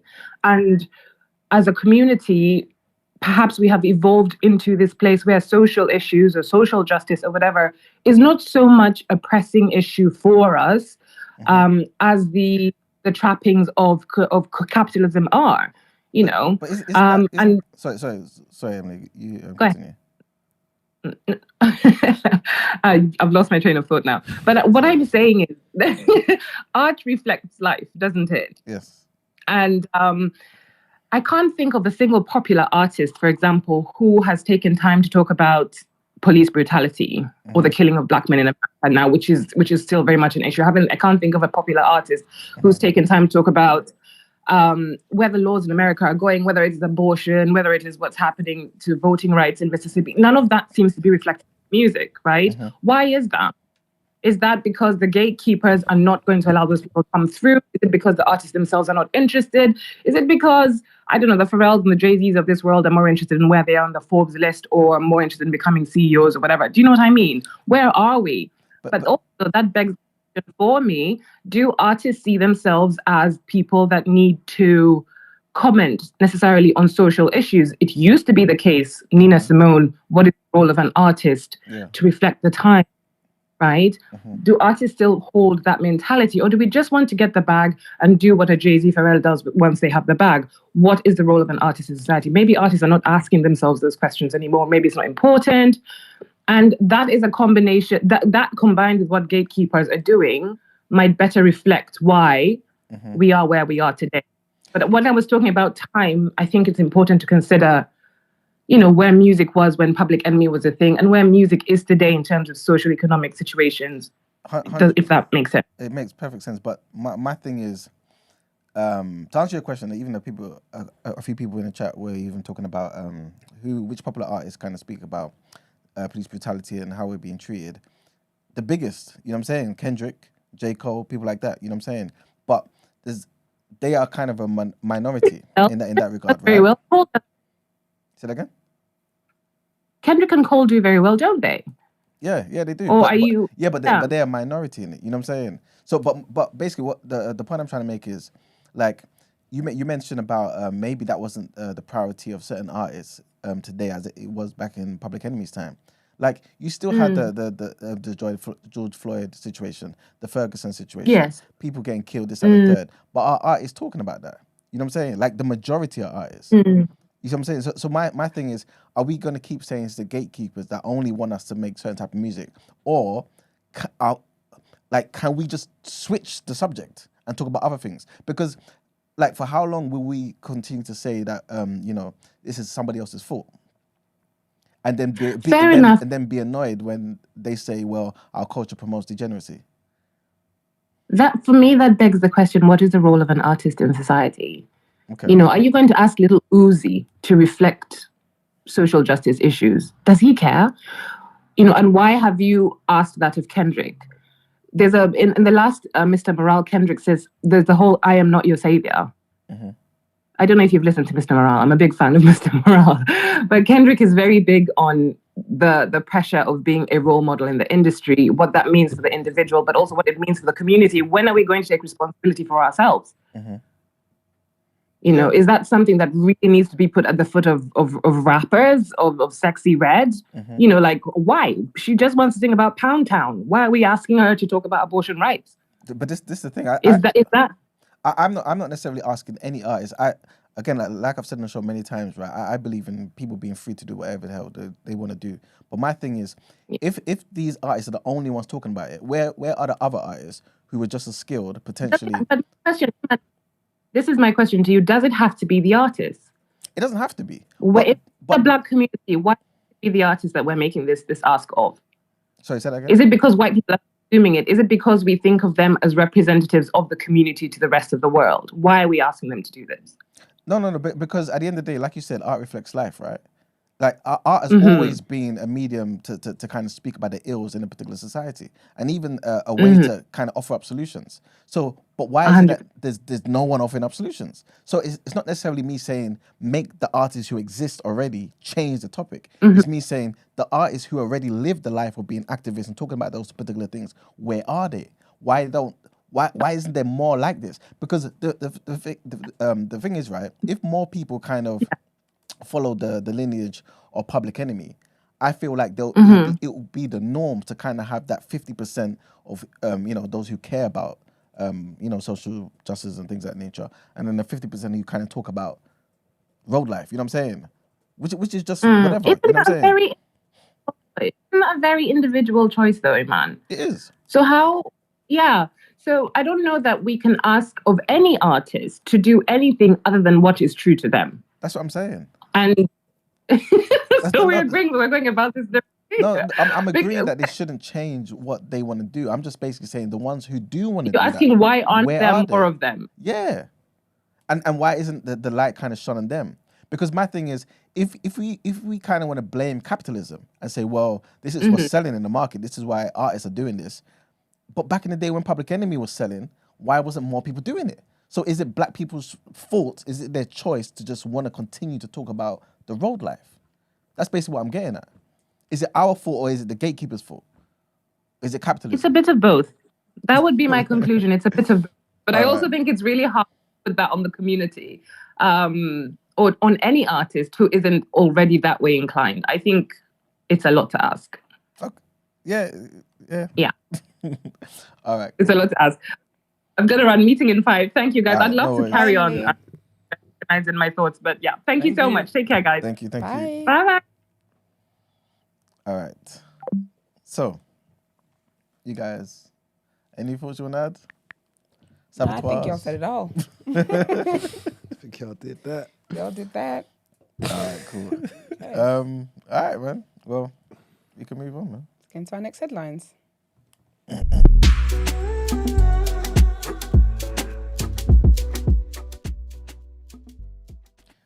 All right, so this next headline, I'm not too sure if you guys heard about how the White House was evacuated. There was an emergency evacuation. Yeah, because they found some stuff in there. Yes. So basically, a white substance that sparked an emergency evacuation at the White House on Sunday night tested positive for, guess what? Cocaine. Cocaine. I knew it. When I saw white substance, I said, The words of Tiwa Savage, cocaine. That's it.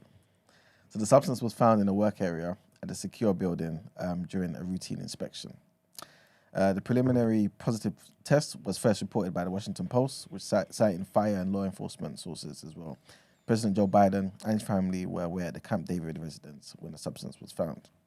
The White House complex was closed as a precaution around 8:45 p.m. local time on Sunday after the Secret Service officers found the white powder inside of a work area of the West Wing. So, apparently the fire department was quickly called and they found the substance to be non-hazardous. They didn't confirm the preliminary test results, saying that the item had been sent for additional testing at the time, and that an investigation is ongoing, including on how the substance even entered the White House in the first place, right? But the BBC's US partner, CBS News, reported a senior law enforcement source as saying the substance was found in a storage facility in a cupboard routinely used by the White House staff and guests to store their mobile phones. So It would blame the White House stuff, wouldn't they? And the last headline, not much of a headline as such, but it's more so basically speaking about how Cuba is kind of turning their attention to Russia again, back in the day. So Russia's ambassador to Cuba said that Vladimir Putin had an invitation to visit the communist-run island, but that it was too early to talk about preparations for such a trip, right? So the long-time political allies, Cuba and Russia, both subject to US sanctions, have increased economic ties by facilitating trade and investment to circumvent those restrictions. Cuba had welcomed 66,000 tourists from Russia so far this year. And Aeroflot's resumption of regular flights would probably mean that a total of 100,000 Russian tourists will visit the islands in 2023. But when he met in 2022, the Cuban President Miguel Diaz-Canel, he passed the Kremlin chief a personal greeting from Cuba's former leader, Raul Castro, and condemned the West sanctions on Russia, obviously.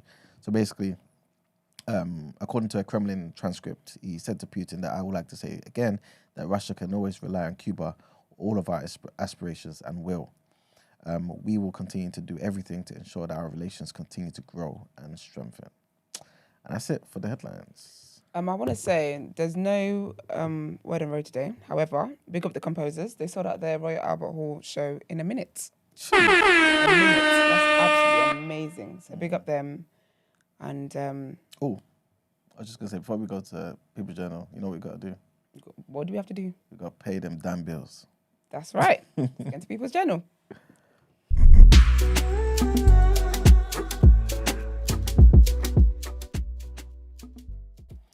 All right, so the People's Journal is kind of quick today. There isn't much to really speak on, but again, welcome to the People's Journal, where you can get the news from an economics point of view. Pardon me for not giving you the regular salutations. But I was gonna say that. Who hurt you? Like, what's going on? He said you can if you want to, but usually say you do give it to them.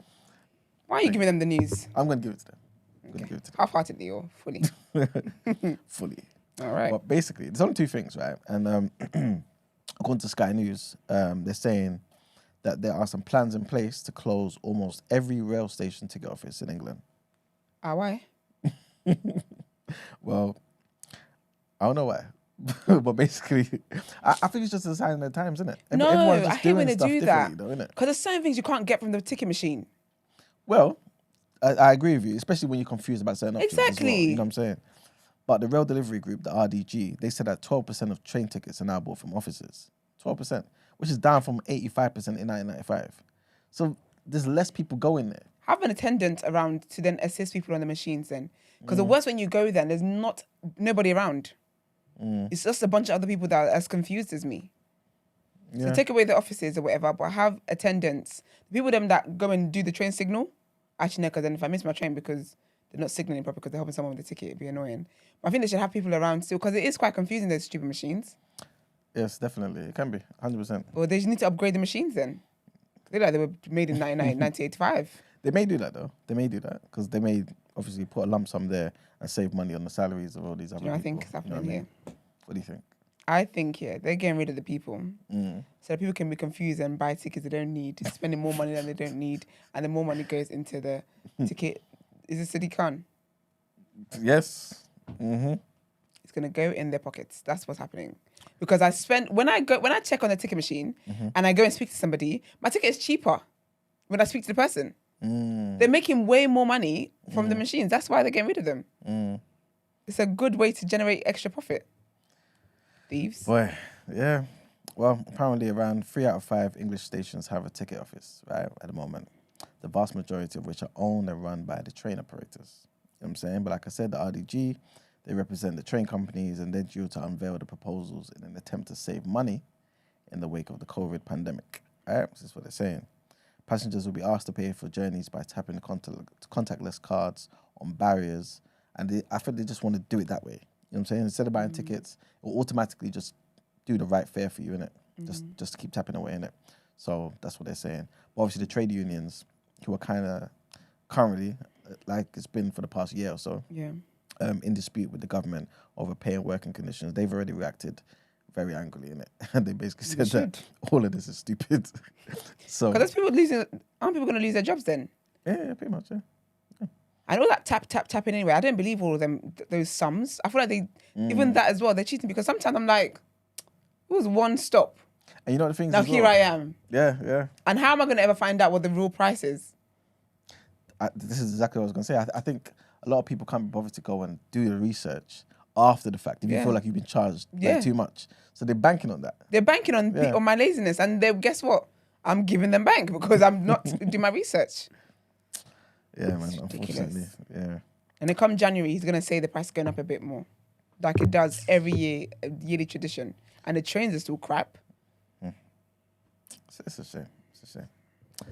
The next thing, the last thing, is basically people are calling for the government to kind of fund safe e-bike subsidies after some of the batteries are catching on fire, basically. Man.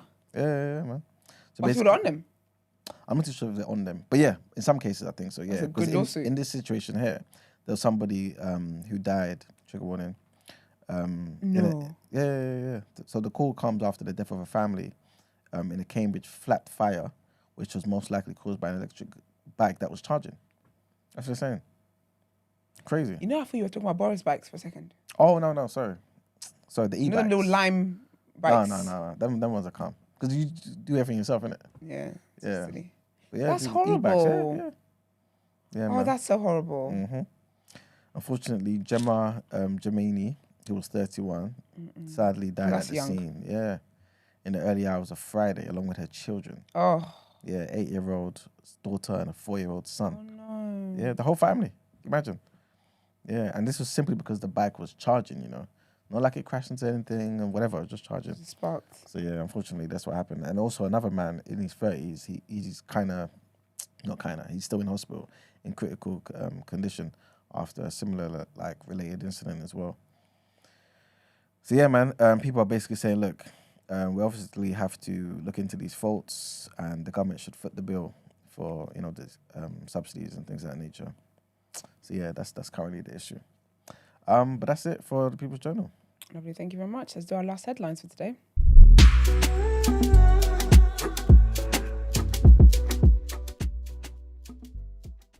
No, but you pressed the right thing, Brent.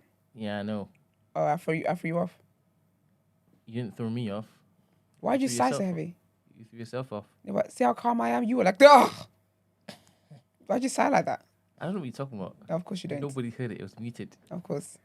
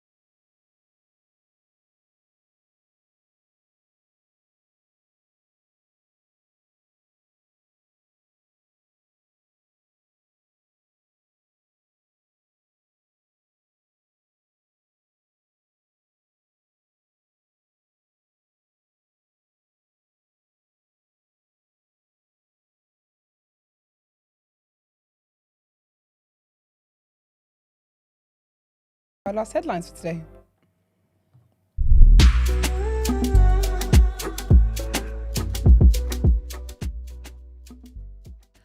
All right, so last headline. This one's a bit of a long one, but I'll try and make it sense and condense it for you guys. And this is basically about something that, I don't know, maybe we might even do a topic of the day about this, right? But basically, do I need a trigger warning here? Trigger warning, just in case. Sex education lessons must engage boys and young men in order to tackle a scourge of sexual harassment and violence in schools. This is according to a group of MPs. This is really good. All right, so the MPs Yeah. So the inquiry by the Women and Equalities Committee heard that relationships, sex and health education, RSHE, was less applicable to boys than to girls. Back in our day, yeah, what was it called? I don't know why I said back in our day. It was PSHE, innit? Yeah, but my day's not your day. My day was called PSHE. Your day, I don't know what it might be called. I think they grouped ours. Etiquette lessons, something like that. They grouped ours, innit? They just called it PE. It's not PE. No, you still had. They called it knowledge back in your day. What are you saying? You still had SHE. Yeah, PSHE. Okay, cool. Yeah. Well, You pay attention to school? Me? Yeah. Because you always ask. I can't remember. Yeah, okay. But yeah, basically, They're calling for lessons to be made compulsory also in sixth forms and in colleges. That's good. That's what they're saying, man. Some consent and stuff. All of that stuff. The government says it's developing further guidance for schools. The inquiry found that some schools were still not acknowledging the problem of violence against women and girls, while many lack the funding and the time to deliver RSHE effectively. The committee also warned that young people are making their first steps into the adult world under-supported and less equipped to navigate potentially dangerous situations. The inquiry heard how easy access to pornography had completely changed the culture in the playgrounds, and it was having a very corrosive impact within schools. One session heard tales of boys cyber-flashing hardcore pornographic images at girls in the corridors and airdropping nude images to each other in class, right? Several witnesses said that boys were unlikely to engage with RSHE learning if they were shamed, or if they were put on the spot as well in the classroom. The committee is calling on the government, as part of its review into sex education, to develop a specific strategy for engaging with boys and young men on the topics of sexual harassment and gender-based violence. It recommends that all teachers should be trained on how to engage male pupils in conversations that challenge prevailing gender norms and ideas of masculinity. So it seems like they're trying to do something good. Hopefully it's not just an empty gesture and everyone's just talking about nonsense. That'd be really good. Hopefully, you know what I mean? Yeah. And the last headline, this is sad news, man. You guys know Fiona Phillips. But if you don't mind, you definitely 100% know her. She's a journalist, broadcaster. But yeah, Fiona Phillips, unfortunately, has said that she's been diagnosed with Alzheimer's. Is it a black woman? No, that's Ronke Phillips. Yeah, no, Fiona Phillips. Yeah, man, and she's only man, know her. You know her, yeah. At the age of 62, man. So the journalist and broadcaster. You don't know her face? First of all, don't make a scene, because I shook my head to you in private. I know her. What was she? She looks like... She's done loads of stuff, you know. You know. Yeah, her. but what would be something prominent that you could? She's like one of the least women. GMTV. She was on GMTV. Is that, I don't know. Is that a station? Is that a Oh, you don't know what that... GMTV is? No. Oh, baby girl. Was it that long ago though? You have to know what GMTV is. I don't. It's Is it like a news channel? What is it? No, ITV. It's Good Morning TV Britain on ITV. It's basically Good That's Morning. GMB. You know what I'm saying? Before them. It's basically that. You see, I grew up on GMB. I didn't even grow up on it, but I know about GMB. But that's what it basically is. It's basically that. And what channel? What channel is it on? ITV. GMTV. So she on before Good Morning Britain? Yeah, this is like a while ago. Not so she was before Good Morning Britain started? Existed, yeah. How the heck would I know that? How on earth would I know that? I didn't know Emma Willoughby. What's her name? Lisa Willoughby. What's her name? Holly. I didn't know Holly and Philip. Okay. I thought we were fresh out the womb when sis was on GMTV. How long has GMB been around though? Been around for long? For ages. Yeah. It's been Good Morning Britain for a while, isn't it? So we old. Secondary school. Yeah. God damn it. You're not knocking on 40's door. Let's not go too far. Let's not go too far. Yeah, I definitely don't know sis. Wow, that's sad though. Yeah, man. So Fiona Phillips, she's the former host of ITV breakfast show GMTV. She said that dementia had decimated her family after her mother, her father, and uncle had the disease. She was just getting on with it. She's a mother of two.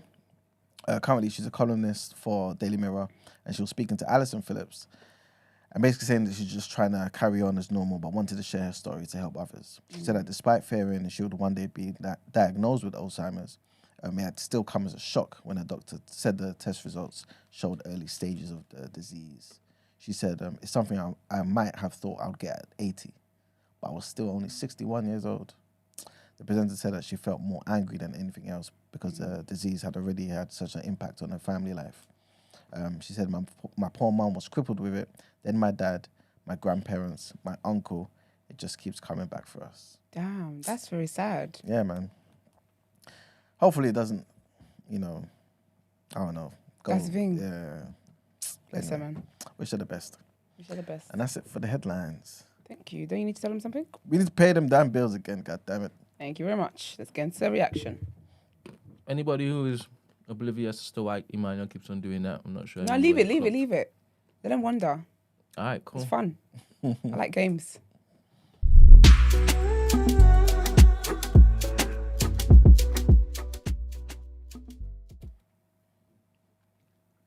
So, In our reaction news, Sad. the Millwall owner and chairman dies in a tragic accident, aged 70. Oh, condolences. Millwall have announced the death of the owner and chairman, John Berylson, in a tragic accident. The Lions confirmed the news in a statement posted on Twitter on Tuesday night.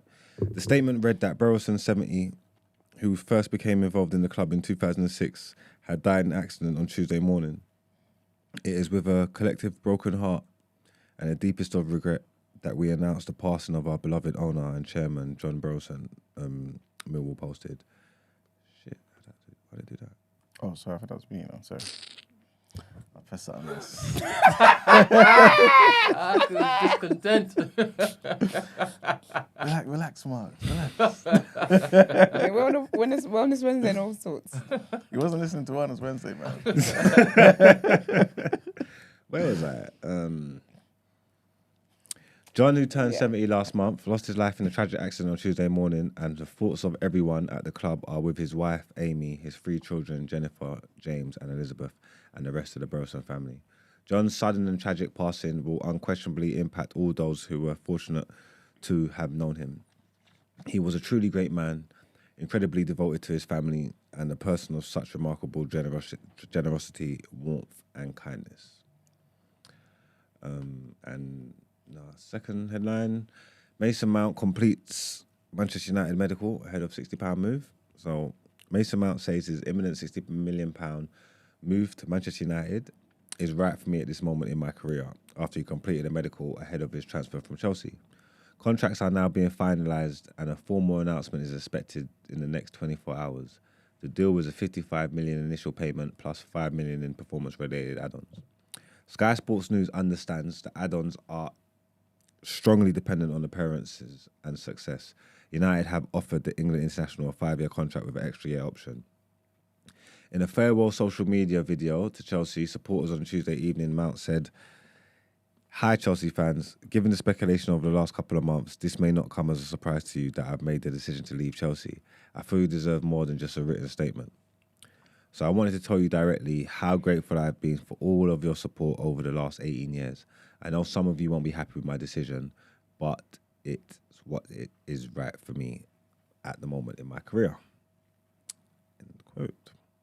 And our last headline of news is Hannah Dingley becomes first woman to manage a professional men's team in English football. Love that. Big up her. Women in sports. Well Where's done, the well horn, done. Brent? Where's the horn, Brent?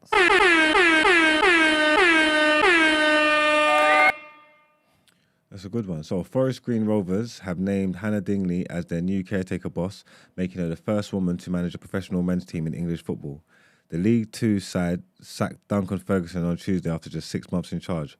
Forest Green announced Dingley, the club's academy head, would be put in caretaker charge for the first team. Her first match in charge will be a friendly at Mexham Town on Wednesday. The 39-year-old said, "I'm really excited for this next step in my career. Pre-season has just begun and full season kicks off very soon. It's an exciting time in football. I am grateful for the opportunity to step up and lead such a progressive and forward-thinking club." She joined the club in 2019 to take charge of the academy and remains the only woman to manage a men's English football league academy. Do you think women managers are going to get Prem jobs, Brett? Yes. Yeah? Yes. You see it? Yeah, but they would have to basically come up. They would have to have managed a team below and then come up. I don't see it being, all right, cool. Tottenham's free. You want in? I'll say that. Okay. So she's on the right. She's on the right path if she does good hair. Yeah. I see it. All right then. Big up the gal then. That'd be so interesting to see though. In the Premier League, 100%. That'd be so interesting to see. Yeah, it would actually. And then when it is that they're fighting, let's see how that looks like. Not physical, obviously, but getting people's faces and whatnot. But then do you feel like that will be kind of put a dampener on the sport? Because no, it's equality, man. What are you talking about? No, but people will say, "Oh, they're being misogynistic. Look how they're talking to that woman." Da da da da da. I think she would come up and say, "What? Nah, treat me the same." Get me? You can't dial down that hostility on the sideline. I'm not sure. You've really taken away proper officiating and you brought that in. You can't take that away, can we? Boy. It's gonna just get man in trouble, man. Oh, is it? You see it already? Well, yeah, because man be tempers be frayed in it. You know what I'm trying to say? Like, I'm pretty sure gaffers been called pricks. Even refs, get a bit flagrant sometimes, and you use your discernment, and you're like, you know what? I'll let that slide. Heat of the moment, whatnot. Like, prick this. There would be words flying around. You can't go calling her a bitch. Let that bitch. You can't do that. Let that bitch fly and see. See. Because bitch should be flying on a normal day anyway. You can call her a prick. You cannot call her a bitch. Yeah, but you should. But in the name of fairness, you should be allowed to let bitch fly. Because No, you men shouldn't. call other men bitches. Huh? Men call other men bitches. That's fine, And but it's the call her. Spanish speakers also, change it up. That's fine, but look, call her a bitch and see what happens to you. Finished. I'm not advocating for that at all. As it should. 100%. But if it is that she comes out and calls the other guy, Yeah. Nah, in the name of fairness, bitch should be able to fly. Bitch should not fly. can she say it though? No. Can who say it? The girl to the guy. No. Why not? Because we're not throwing the word bitch around. Football culture. Do they call other men? Other what I men just said. Other men though? Yes. Do other managers call other men Yes, bitches? Yes. Probably. I'm not listening. You don't even sound like you know what you're talking about. Really? I don't understand what you just said. I feel like you're just saying that for argument's sake. I don't believe you that there's other men calling other men bitches. They call them worse. Well, do you know what? I have no horse in this race. In the songs like you do, I though, don't care enough. So you tapped into this one. now I'm tapped out. I didn't even my one toe made it in, and I said, The actually, big toe. no, the little one. All right. Equality for me, to be honest. I Not for am men to call a women bitches. feminist. That's where your equality is. No, all across the board, to be honest. I'm waiting for this to come true. All right. True progression. I like how you wear those headphones. I was gonna say you're giving me Ray J vibes. I like that for you. Hmm? It's a cute picture over there. See? Cute look. I can't see how it looks. You can actually be the thumbnail today. I think we've got to get into our outro, boys. I think we should. All right. How about are you feeling about the base amount?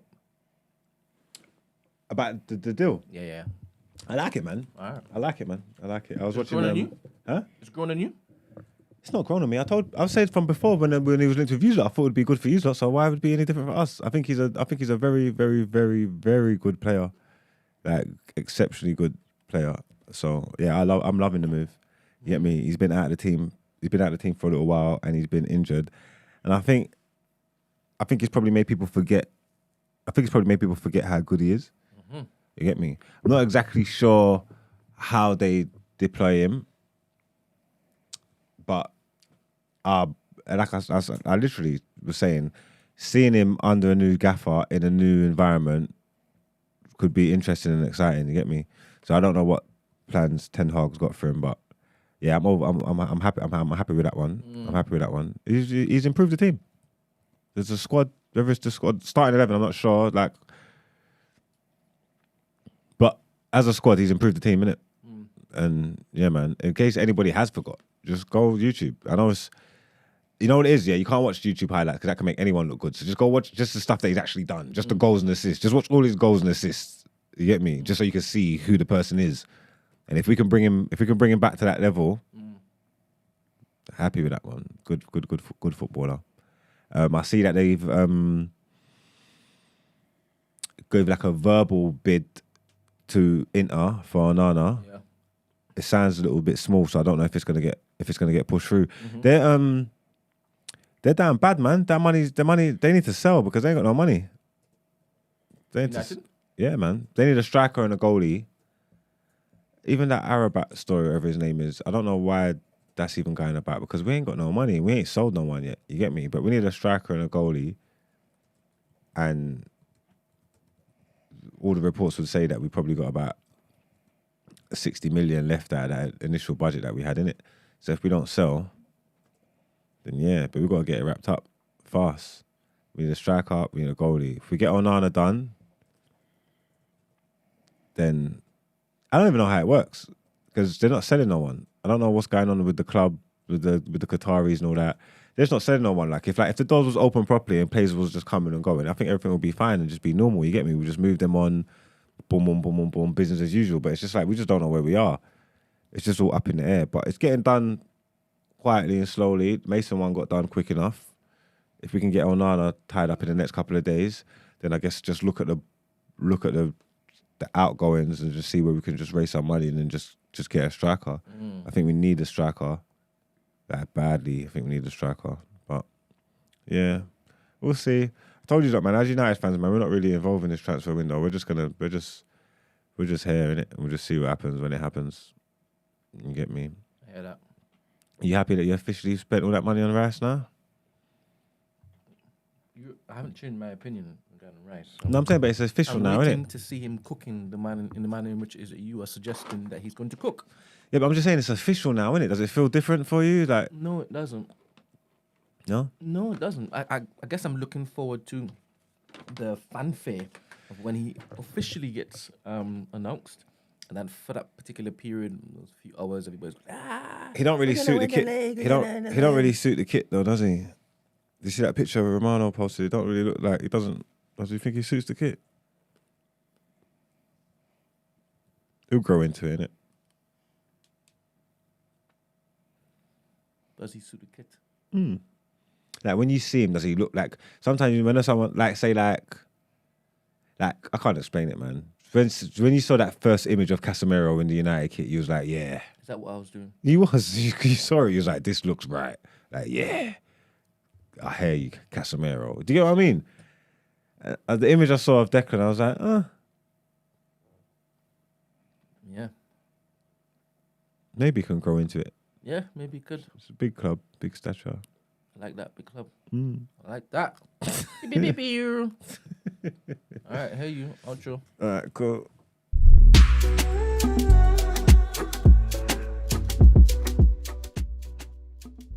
Really waiting for me to see what he plays like, you know. I'm really waiting for it because 105 million is a lot of money. And what I've seen of him, I'm really waiting to be proven wrong. I'm looking forward to be proven wrong. A fickle bunch. We'll hear it soon. Good. We'll hear it soon. It's not as it is I've seen him and I just can't understand that he's great. I haven't been watching West Ham, but you're telling me he's a wavy. The only time I've seen him is when he's playing for England, when he's playing against Arsenal. And I haven't seen anything like, oh. Now Bellingham, on the other hand, whoa. Bloody hell. You talk to me about that guy, and I'm like, yes. I believe anything you say. The next Sedan. All right, we'll see. But Mr. Rice? Yeah. Is he going to be better than Scorsese? Then Paul Scholes. Then what? One Is that of what you're saying? the greatest of all times. Go on. Say it. No. No? Well, no. So who's going to be better than? Who's the stalwart, the legacy player that he can be compared to? He can have a well, he won't have the same career because he's not gonna have the same career because he won't win as much with Arsenal. Thanks. But he might go down like when it's all said and done, you lot might not really give him the respect he deserves, but whoever knows he's up. Like a Carrick. Oh my goodness, I want to vomit. And I keep hearing you say He's one of you them. may not Yes, give him the credit he deserves. That means that he will still be playing and people are still indifferent about him. Nah, he's one of the best. Like a Pogba. No, because Pogba's not. That's not. No. Some people. I can't control who don't know what they don't know. You get what I'm trying to say? That, but the ones who do know. So I mean, No, but Mags, honestly, if it's a Carrick's one of Scholes the best thing, of his generation. If it's a Scholes Tell thing, me. right? I said okay if you say so. If it's a Scholes thing, nobody could be like, nah, I'm not seeing it, man. But you're saying that's what's gonna happen with Rice. That's not comforting. Anybody who knows football, yeah, and I respect their opinion, yeah, sees Michael Carrick in the same way that I see him, which is good enough for me. Everybody else who doesn't, they're not on my level, so I don't mind. So I wouldn't mind if that for Declan Rice wouldn't be too bad either, because people who know in it. You know what I'm trying to say? That so the the Neanderthals who don't know, no one don't care about their opinion. Do you get what I mean? I get what you mean. Only a select few can be able to see the great. But I would rather Yeah. Casemiro. And nobody's like, I'm with you. I get what you're saying. I don't know what level we can reach to. That's hard to project. I don't know. But I think he's good. I think he's actually proper good. And it could be scary because you have been playing good football, man. You have been doing decent. Your gaffer's decent. So if he slips into that system and starts kicking that kind of stuff, you're not going to see. But don't start talking to me about him during the season and all that. That's another thing as well. You just hug it. I don't want to hear. Actually, maybe you is different because you didn't know. Because I said I have not watched this guy, and I am going off the back of what you are. Yeah, naturally, yeah. With you, it's different. Actually, precisely. I haven't been saying I've seen him. And he's all right, I'm going. Yeah, because I can't lean forward any more than this. All right, they want me out of it. I gotta go move my car, man. Peace out, people, man. For the remaining 20 more minutes of reaction, go to our Patreon, and you can Trust get it. me. You know what I mean? What? I'm going. I should have said this earlier. All right.